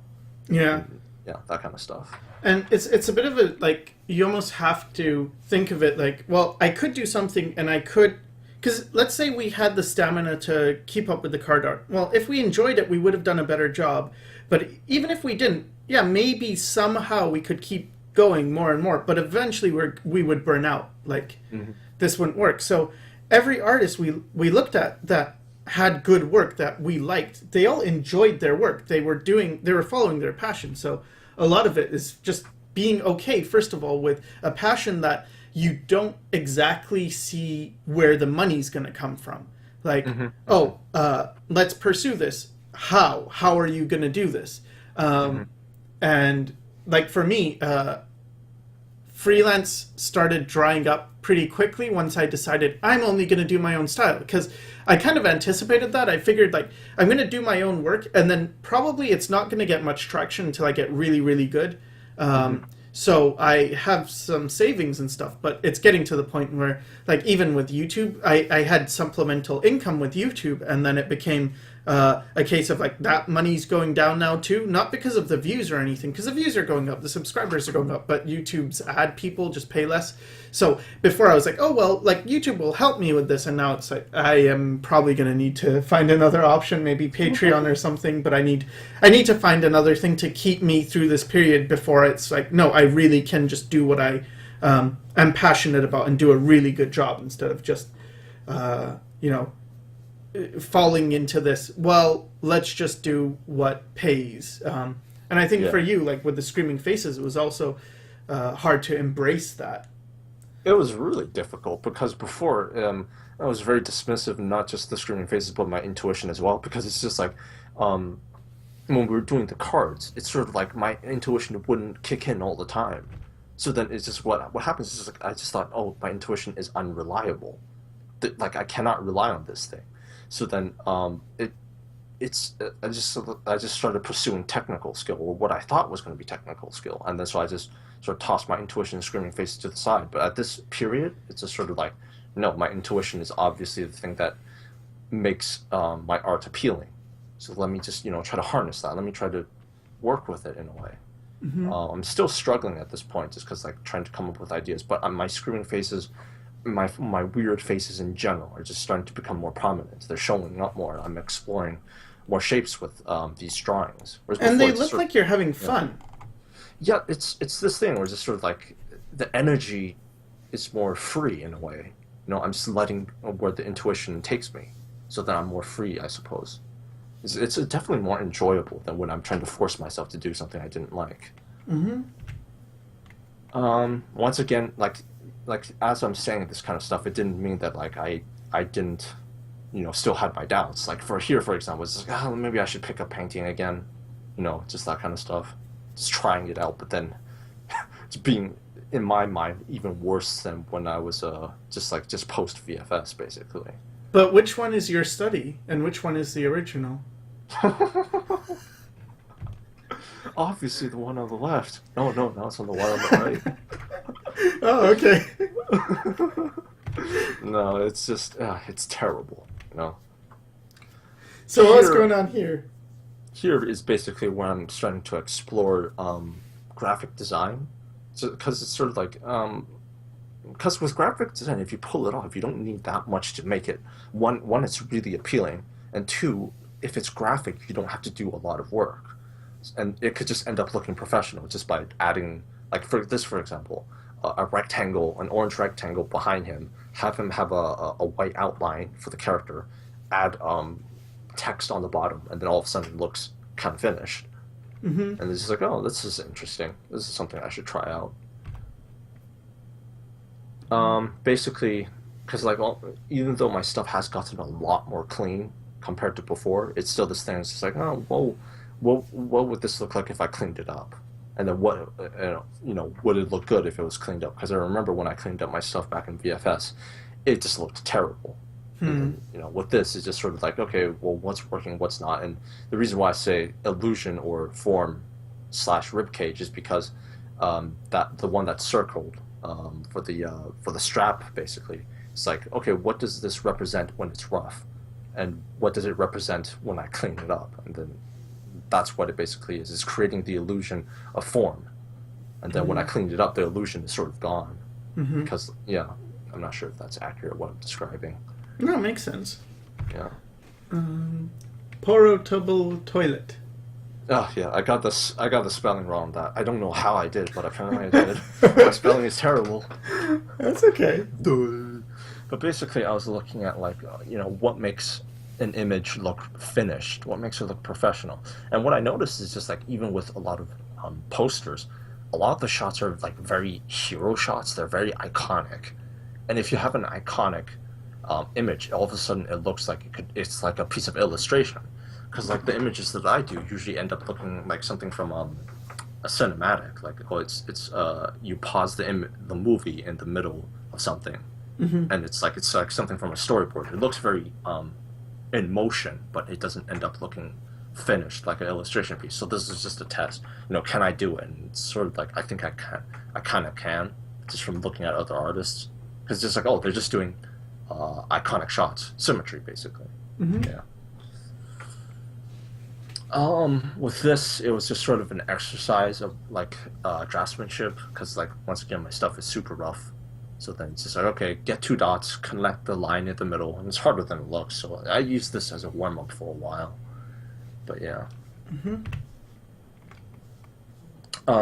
Once again, going into anatomy, just goes like, okay, well, I've studied a bit of anatomy. Um, do I know what the muscles are like when they're in motion? Like, how can I test my knowledge to recognize them in like reference in real life, basically? So this was another test, and all these are still kind of technical in terms of like I'm still not really exploring myself too much. Here is one of the screaming faces that I just just cleaned it up and made it ready for like I think Comic-Con or a T-shirt or something like that. Yeah, you were deciding like, should you have the outline? Should you not have the outline? Yeah, just basically experimenting. But I think what's the most important about this point is just like I really started putting in because like with the stuff from earlier, the drawings that I were doing were just sort of like, oh, they were just one or two pieces of drawing. But now it's just like I'm really starting to put in more work. Just like what's important right now is the mileage, Mm-hmm. getting more comfortable, getting that work ethic in there, but also doing it in a way that I enjoy. These are the pillow ideas that did not make it to Comic-Con, but nonetheless, it was just like, I don't know, just trying expressions. Yeah. Yeah, see, it's like when I just do these faces, when I just let my intuition take over, they create these really comical characters, and apparently it just gets a lot of laughs. Yeah. Yeah, I really like the one that's P. It's sad that it's getting crushed. Why are you hurting me? Oh. Yeah. Poster I did for Comic-Con, basically featuring Jacques, because Jacques for a while I think was my best character, because like I did it when I really didn't have much skill, but it was good enough that it caught Daniel Dochu's eye. He said, "Oh, I really like this. Out of all the crap that you showed me." Mm-hmm. But yeah, it's just like, oh, he's got a lot of character. So yeah, it's one of the posters I ended up going with. Yeah, the design is a lot stronger, and it looks finished. It looks like, in the beginning it was such a struggle of, oh, how do you make a piece look finished? Do you have to paint it? Do you have to almost like not be yourself?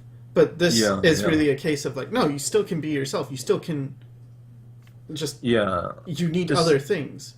Yeah, this was at this point. I started getting. I think after the sketches for the meat bags, I really started getting much more of a better handle on cleaning things up and color. Mm-hmm. So even though I might lose a lot of energy with my rough drawings, when I cleaned it up, it's that like I filled in the color, I put in the shading, and as long as the drawing was solid, it would still be okay. And that's what I didn't have before. My drawings were not solid. So when I tried to clean it up, and color, it fell apart.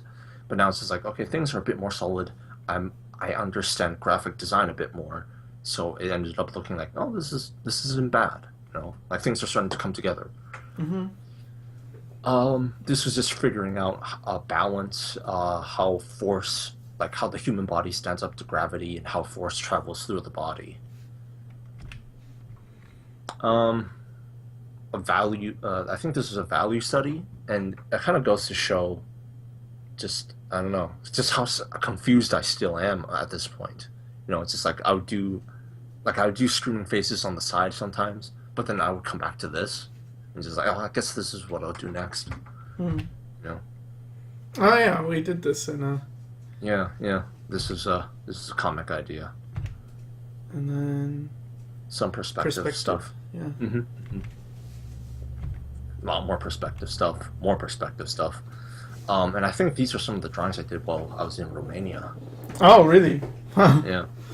These are awesome. I really like your Frankenstein. Such a strong design. Yeah. I was working more like it's at this point that's just like, okay, things are just much more in my style now. Yeah. Just like I'm not trying to be like, even with the Thor stuff, I'm not doing that anymore. It's like, oh, what's my shape? Blocky beam. I'm gonna go with it. Yeah. Now instead of just screaming faces, I think I started adding bodies to them.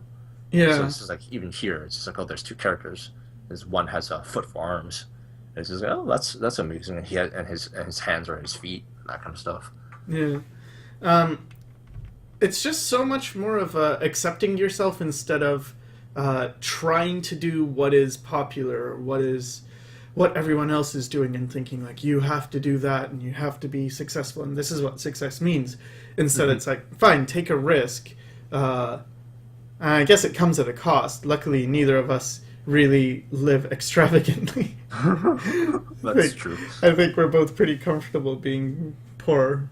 Yeah, we don't need much, but it's like I've been thinking about it. It's just like during that time where we were just so lost and confused. It's sort of like, well, I guess in a way our instinct was just to look for the answer, because like it's like oh, just look for the answer on the internet. Look for the answer from artists that are already doing things, Hmm. because it's like it's such a hard question to figure out what do I like.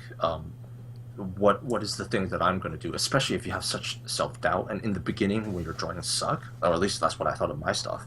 It's just like, man, this sucks. There's no way this could be any good. I got to look at other artists. Yeah. And I guess the one good thing that we can take away from all the struggle and the pain and the misery we went through is just realizing how much we hate doing things that aren't ourselves. Hmm. It's just like we really know now. It's just like, no, it sucks. We're Yeah. just going to do our own thing, and it's proving to be, and it's working out. Like Yeah. at this point, I really started enjoying more of my stuff. It's like, oh, screaming faces. What else can I do with them? Yeah. I wish like I could transmit the knowledge back to the past of like this is what you like. Don't worry, it will work. Because that was Hmm. pretty much the big fear is like, am I gonna do this? Am I going to waste my life pursuing something that's not even going to go anywhere? And really, you can't be thinking about that. It's more like, don't worry. Don't worry if there's no jobs. Don't worry about any of that. You just have to trust that once you get good enough, if you're doing what you really like, first of all, that's going to show in the work. And second of all, once you get good enough, there will be jobs for you. You just have to get really, really good. And how do you get really good?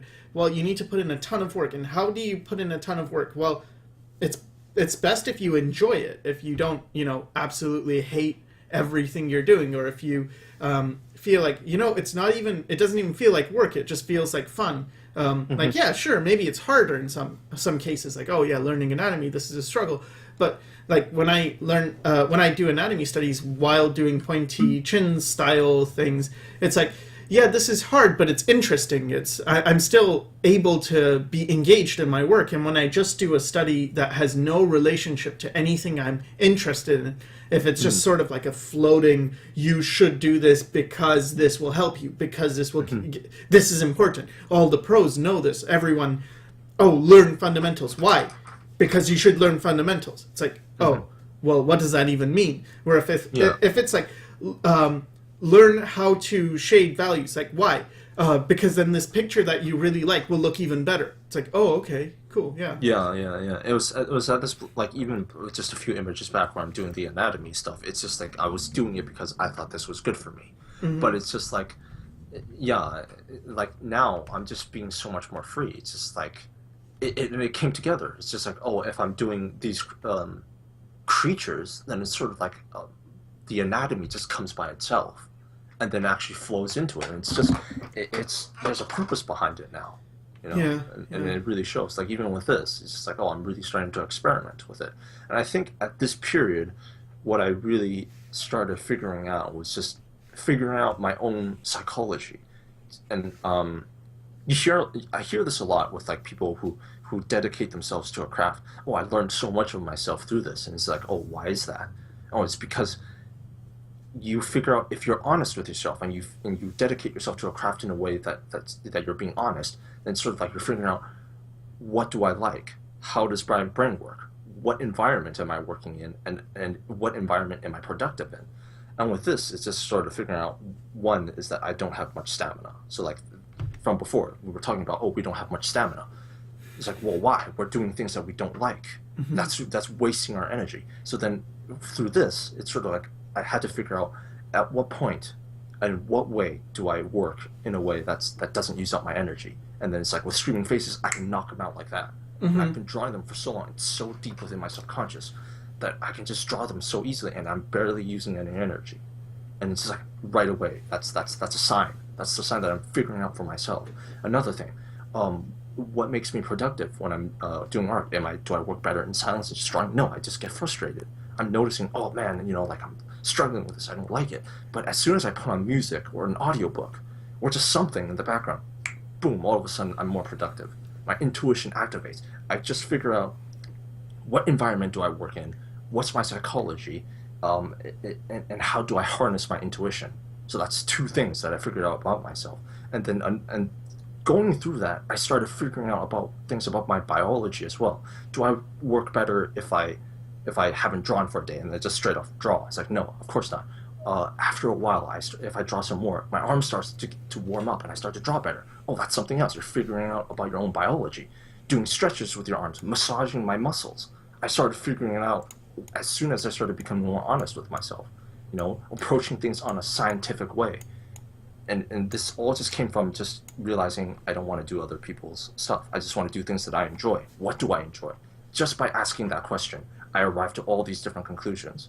And my art changed, and then I became so much more productive. And it's just like, wow, if I had figured this out earlier, that'd be so much better. But nonetheless, so going through that struggle, it's good. It's weird to think, like, or not weird, but it's almost obvious when you look at this. Let's just say someone showed you this, and it wasn't like, maybe this was a few years back and you didn't know this was your work, and they just said, okay, look at this work, and what do you think? Do you think this person would like to draw magic cards? It's almost like, no, like, come on, this doesn't look anything like that. And it's really trying to fit yourself in what you think needs to be the case. Now, with saying all this, I do understand that, the obvious, I guess, unspoken question would probably be, how are you doing this? How are you able to survive? And it's like, well, you've got to be smart about it. You got to save. You've got to live off very little to be able to do this, or you've got to think in advance. Like, if we did this when we're really young, and like, you've got your parents' support, you don't have to worry about where you're going to live and how to make ends meet. Yeah, that would be even easier. But that's why I hope this helps people in terms of really figure out who you are, because it makes such a big difference in your future and where you head. Just where you're going to be going. And it's just, I don't know, it's just like figuring out how it works psychologically, biologically, and environmentally. And here's the thing that I got really surprised. It was super technical and scientific, like the way I figured out how I work. And then just by doing that, the way I approached art was completely different. Because before, my intuition was just at random. Now I know how to harness it. It might not work 100% of the time, but I can do it on a pretty consistent basis now. And it's just like, just by asking myself that question, it's sort of like, it's like you're figuring out how your brain works. And for me, I figured out how my brain works. And these are the conditions that I work in, Yeah. And it also, I suppose, opened me up to it made me really open-minded, because it's sort of like, as soon as I figured out how my brain works, it's just, my brain, it's not just the set path. You have to, I don't have to just do anatomy and perspective and stuff like that. Because, that's one way of doing it, but the brain is so much more complex. Like for me, it's like, I do all these fundamental stuff, but it doesn't work for my brain.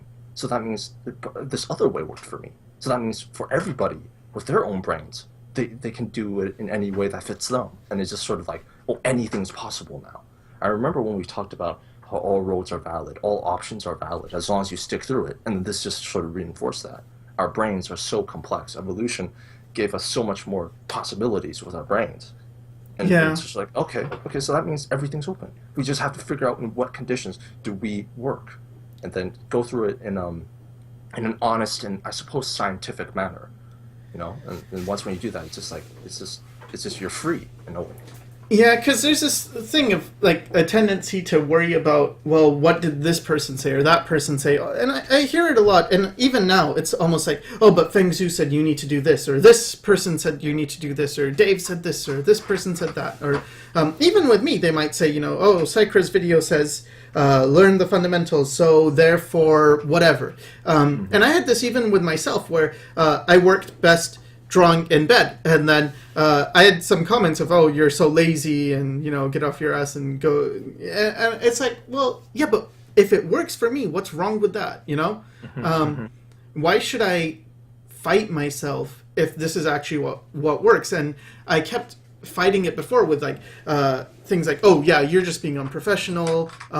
This is supposed to be painful. What did you expect? Like everything's going to come easy to you. Of course it's going to be hard. And I kept giving myself reasons why this should be harder instead of why, because it couldn't be that, oh, this is easy, this is fun, therefore it's acceptable. It's almost like, no. It can't be easy. It can't be fun. It's got to be hard. It's got to be like, oh, you got to work through it. And then after you struggle so much, then you might get a hint of a reward and it'll be, oh, I really earned this, instead of like, no, I'm doing what I like. This is fun for me. And hopefully, because we live in such a connected world, eventually other people are going to see this and they're going to respond, and maybe there's a chance that I will be able to do what I enjoy and make a living at it. Yeah, these are very great. Yeah. It's just like, I'm listening to audiobooks, I'm listening to music, and then I'm just letting the intuition out, just letting it take over. It's just like, these things, I'm just so much more free with these drawings. Yeah, and at this point, it was just a period of just discovering what can I do with the screaming faces, and I think this was the happiest I've ever been with art. It's just like, I was actually starting to enjoy it. It's just like, what is this feeling? Like, because usually art is kind of a struggle for me. But it's just like, now it's just like, I'm actually enjoying this. And this, I think, was the peak of it, of the screaming faces part. And it was just like, man, and when I did this, it's just like, holy cow, this is something. Like, I actually feel as though, because before I never felt as though I could express something artistic or meaningful through visual art. But with this, it's sort of like, I'm not sure if it is meaningful, but it feels honest. It feels like it's me. And it was accomplished in a strangely easy way. How did you start it? You just did one and then the next and I just did one, and then I just drew another one and another one and another one, and just sort of just branched off into what it is now. Is this all in, what is this drawn in? It's in pen. Oh, it's all in pen. Cool. Yeah. There's no pencil and stuff underneath. Cool. But yeah. But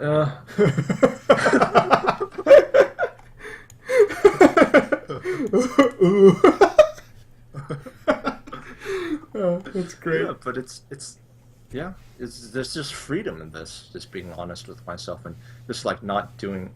I don't know. I suppose it feels a lot better now, just because like I struggled so much just to find something that I like. Because before it's just like, oh, why don't I do this fan art or this fantasy thing? And it's just like, man, I really was not into that. But yeah, I think at this point, it's like all good things have to come to an end. And then at this point, I really started to notice that my screaming faces were starting to not be as good as they were before, even when I supposedly had my intuition. It's like they were not as good. They were not as original. I just ran out of ideas for them. Then I kind of got depressed. Yeah, it feels like it's harder for you than it was. Like the others seem more enjoyable. I still think they're really cool though. But here you're already bringing other elements into it. Like, oh, that's great with this table and stuff.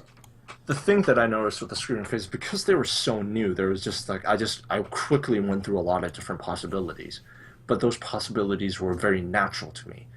With these ones, the reason why I don't enjoy it as much is because I had to bring other elements into it, and ultimately, from your reaction, it sounds like as though it was a good decision. But for me, it just didn't feel natural anymore. It felt forced. So it was at this point that I actually started getting depressed again. It's just like, man, I'm not as free as I was before.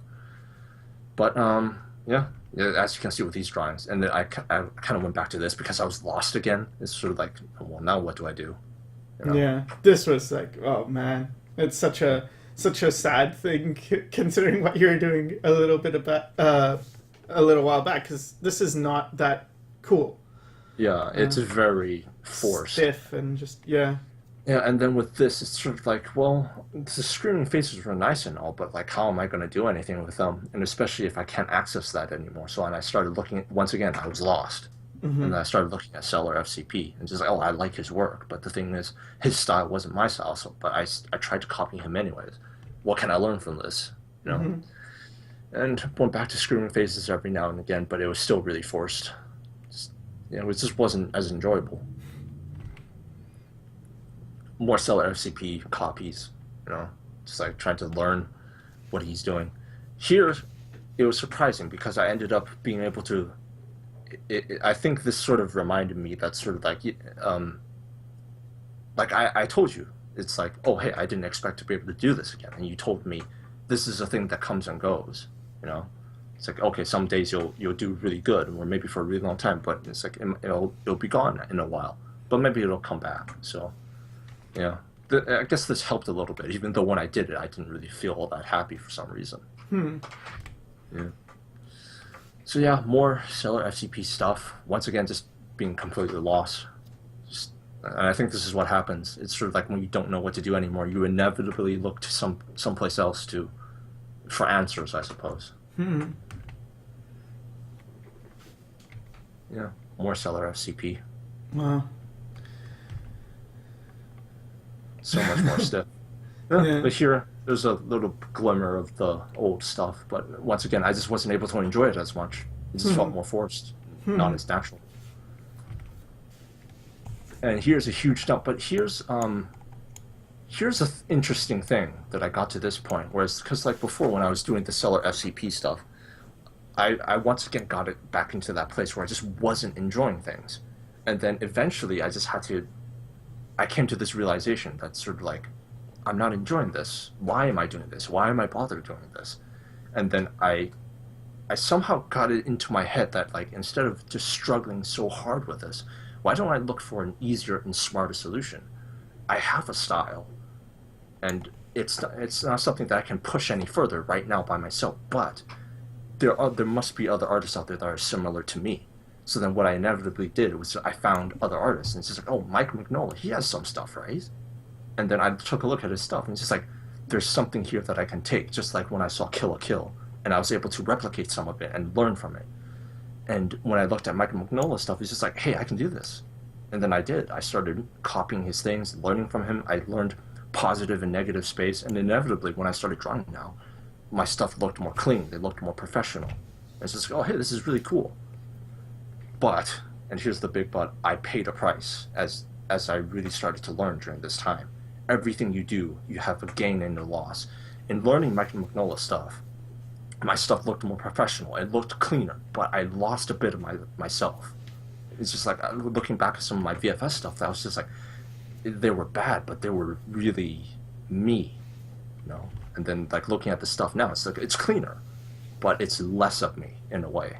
And it's just sort of like, I might be able to get it back later on, but it's going to take time. And it's like, and it's just this thing that you learn, that it's just like everything's give and take in a way. Yeah. Yeah, so... Man, I love this one. I think... Great. Yeah, like with that huge dump of images from Mike Mignola stuff, that's when I was looking at him specifically and just copying. Here, at this point, I had internalized Mike Mignola's style, but I hadn't looked at his stuff in a while. So then when I worked on this, I was able, more of my stuff started showing. And because this is the subject matter, something that I'm really interested in, I'm more passionate about it. I enjoy it more. So then that intuition starts to take over even more. So then this is what came out, and this stuff as well. So good. Yeah. And it's like I had, like, once again, it's sort of a resurgence of enjoying things.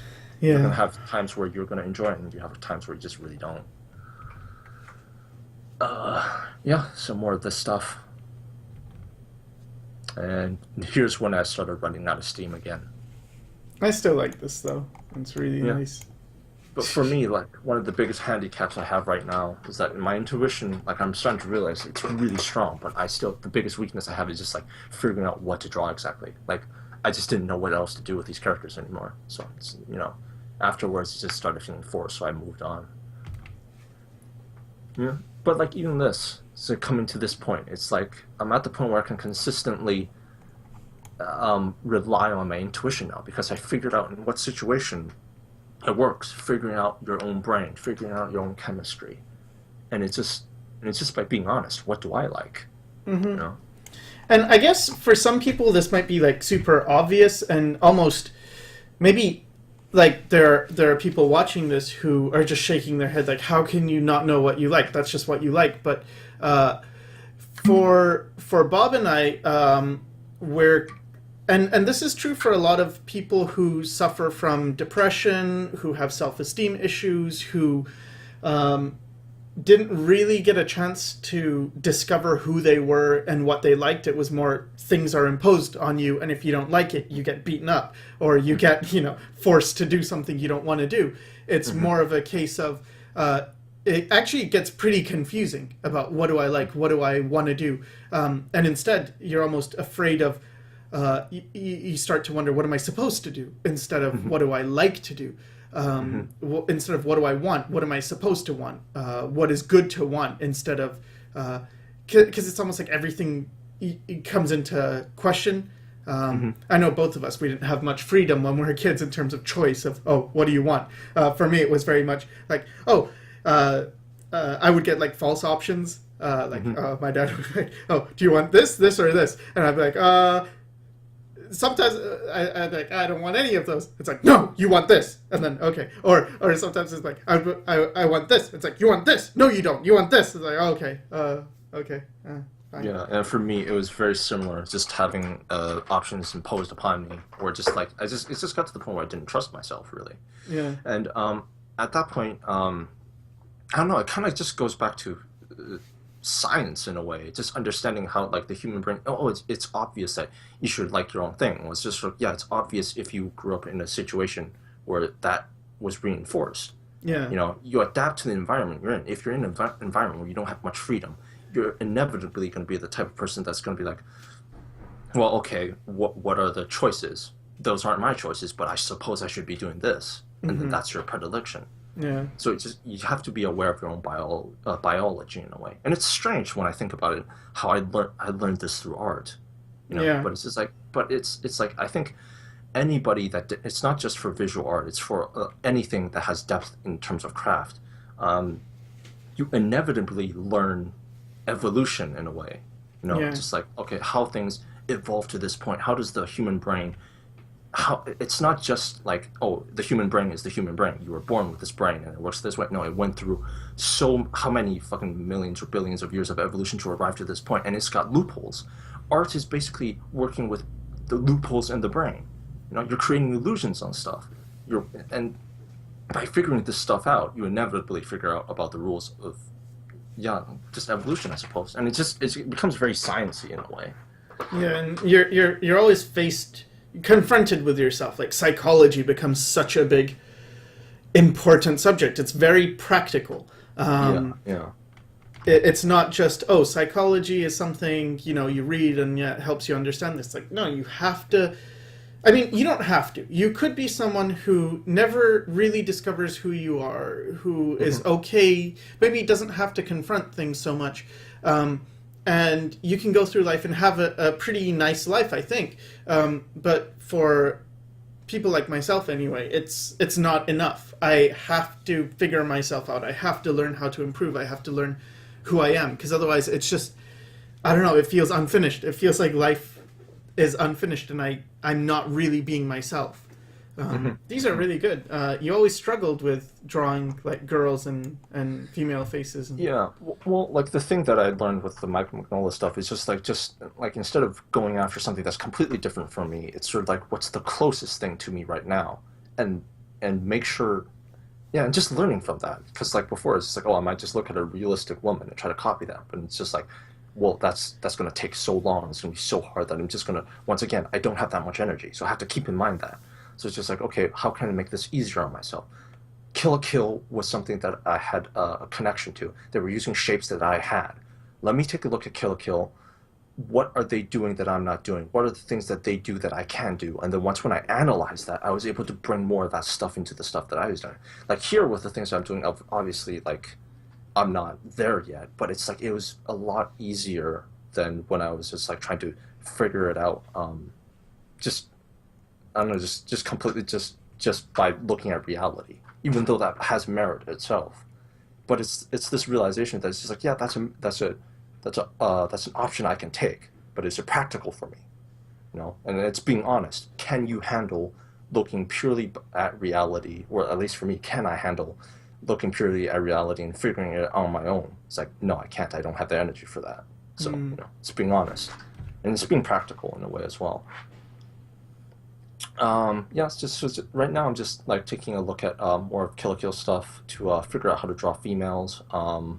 Some of the things that I did learn from Stellar FCP, I was starting to able to implement here. So that struggle that I went through with Stellar FCP did end up having some merit after all. So yeah, yeah. So just more of that kind of studies, trying to figure out how to do females, and there's just a lot of them. Like I'm doing so much.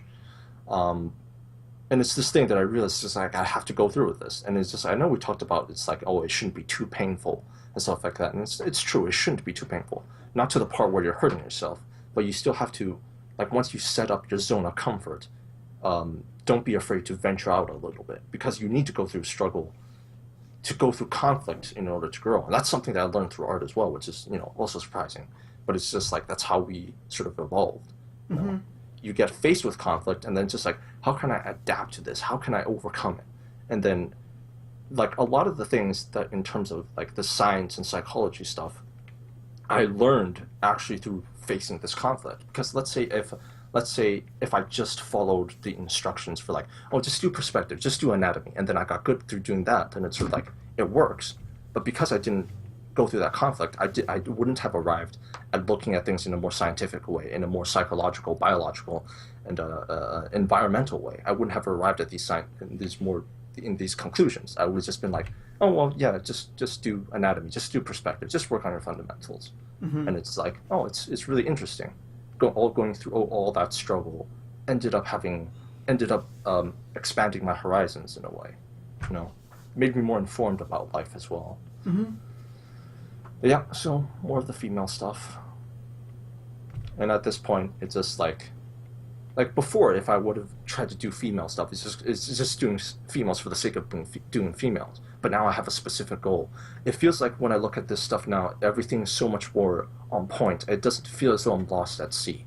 It just feels as though I'm doing this thing now, but it has a specific purpose. And it just feels it's easier to handle in a way. And you'll still do a ton of them. Like it's not just one face. It's like I'll do a lot. That's just like figuring out how I work. Yeah, still some screaming faces. And yeah, there's still some of this every once in a while, just because it's like it's my default thing. So yeah, no, I think at this point it's just like looking at my females. It's just this is an improvement. I can do it. It's a lot better than what it was before, and it's a lot faster too. Yeah, like the improvement that I had in the last little while compared to before is huge. Yeah, so basically more of the female stuff.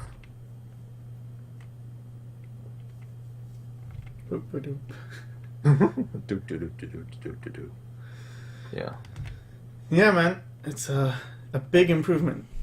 Yeah, and here, I started doing more perspective stuff, and it's just like, oh, maybe I should do more perspective, but keeping with the lessons that I learned from before in mind, it's sort of like branch off in a way that's easy for me. It's just like, okay, how would I do it that's enjoyable for me? And for me, it's just sort of like, for the top one anyways, I'm doing more perspective stuff. Well, let's do something that I'm more familiar with, characters, and then just try to do characters in perspective. And it's just like, oh, it was a bit easier after all. Wow. Yeah, but like with these, it's just at the point where it's like I'm just a lot more comfortable with things now. I'm much more familiar with doing things. I'm letting the intuition take over, and the intuition is freeing up space to let me add more details to things. Like I couldn't have added this amount, like on the fabric, for example. Like I can actually, in a way, feel the softness now. I can actually add that to the drawings. So yeah. Yeah, so more drawings. It's like I mean, you can see on the right page, right? Like look at those faces. Yeah. But it's just like it's crazy. Like even if I go back to just some of the earlier screaming faces, it's like they weren't as detailed as this. But that's just because like I've just like for me, I figure out how my body works. I figure out the system, and then because of that, I just have a lot more room to play with. Yeah. Yeah, more stuff, more characters. That's great. You're getting so much better, and man, you improved. Like once you got over, I like this character too. Here. Once you got over this thing of trying to be someone else, like this is not that long. Like what, in the span of a year or less? Yeah. That you had such a drastic improvement. And Yeah. so how old are you now? You're 19. 23. So you're 19. Oh. No, you must have been 18 when you went to film VFS. Yeah. Yeah. Man, In the span of that amount of years, it's like it's not that long. it's not that long at all. No. Yeah, there was just a long period of stretch where I wasn't improving the way I am right now. Yeah. And like I guess if you did this right after school, you would have been, 20 at this point now. Yeah. Like who knows how good I would have been. Mm. But yeah, so I don't know, and it's in a way it's like I stopped being as harsh on myself, I think. Because it's just like, it's like you realize, once when you're on the right path, just like give yourself some time. Yeah. Don't make sure, like you still got to have a good work ethic. But it's important, for me anyways, that I figured out what work ethic worked for me. Tried not to punish myself too much if things aren't going the right way, which I still do, but that's something I got to deal with. I think everybody has to deal with in their own way. Yeah, it's a constant struggle to remember what you were doing. Is this like a Kim Jong-gi study? No, this was just purely from my imagination. Wow, that's cool. But yeah, but this is like, but yeah, it's just this kind of thing. It's just like figuring out, like how much can I visualize? What can I play with? And it's just realizing that it's like for me, it's like okay, I've got some advantages here. Let me work with it. Don't let myself deny it. And it's just sort of like, and this kind of stuff, I didn't force it. I just let it come naturally. But that's, yeah, it's just like understanding how I work, and it was through that okay, now I remember. With even with the previous image, when I worked on perspective stuff, I would make the horizon line, create the grid, and then work off of that. But for this, the way I worked was instead of doing all that stuff, I just visualize things. I just try to feel out the object that's being made. So like for example, there's this fisheye lens, but I didn't go in with a fisheye lens grid. I just tried to imagine the object and then think of how it would naturally turn in perspective. Like if you were just looking down at things, it would naturally look this way. But I just exaggerated it a bit. But here's the thing, like I think most people learn through the making the grid and the horizon line, stuff like that. And then they do it for so long that eventually it internalizes, and then they just automatically start being able to create perspective stuff. But for me, because I realized that it's just like, no, that's not the way I work. Let me work the way that I would naturally work. This is the way I did things. I didn't need the horizon line, stuff like that.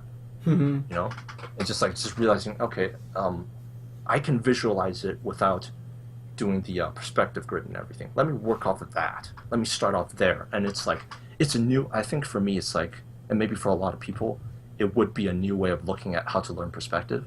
But it's just like, I don't know, it's like all the options are open now. I'm not restricted by just one type of method. You've become... Oh, go ahead. You've become Kim Jong Jeff. Kim Jong J. Jeez Louise. I don't know. It's just like maybe I do have to revisit the perspective grid at some point, but it's just this thing. It's just like no, there are other options, and it's just figuring out how you work, or how I work in this case. Yeah, more stuff. It's just at this point I'm just sort of like figuring out what interests me. What do I like drawing, and then sometimes it's not as good as the other stuff that I'm doing, but it's like when the intuition comes, it comes. I don't try to force it too much these days. Man, intuition kicks analysis's butt. I suppose I don't know. I guess like it's not just intuition, because like I'm starting to realize that there's a lot of depth behind it. It's visualization. It's It's all sorts of factors. Like for a little while, I almost thought like, oh, maybe this is genetics, but it's just no. There's probably other explanations for this. I've been drawing since as long as I can remember.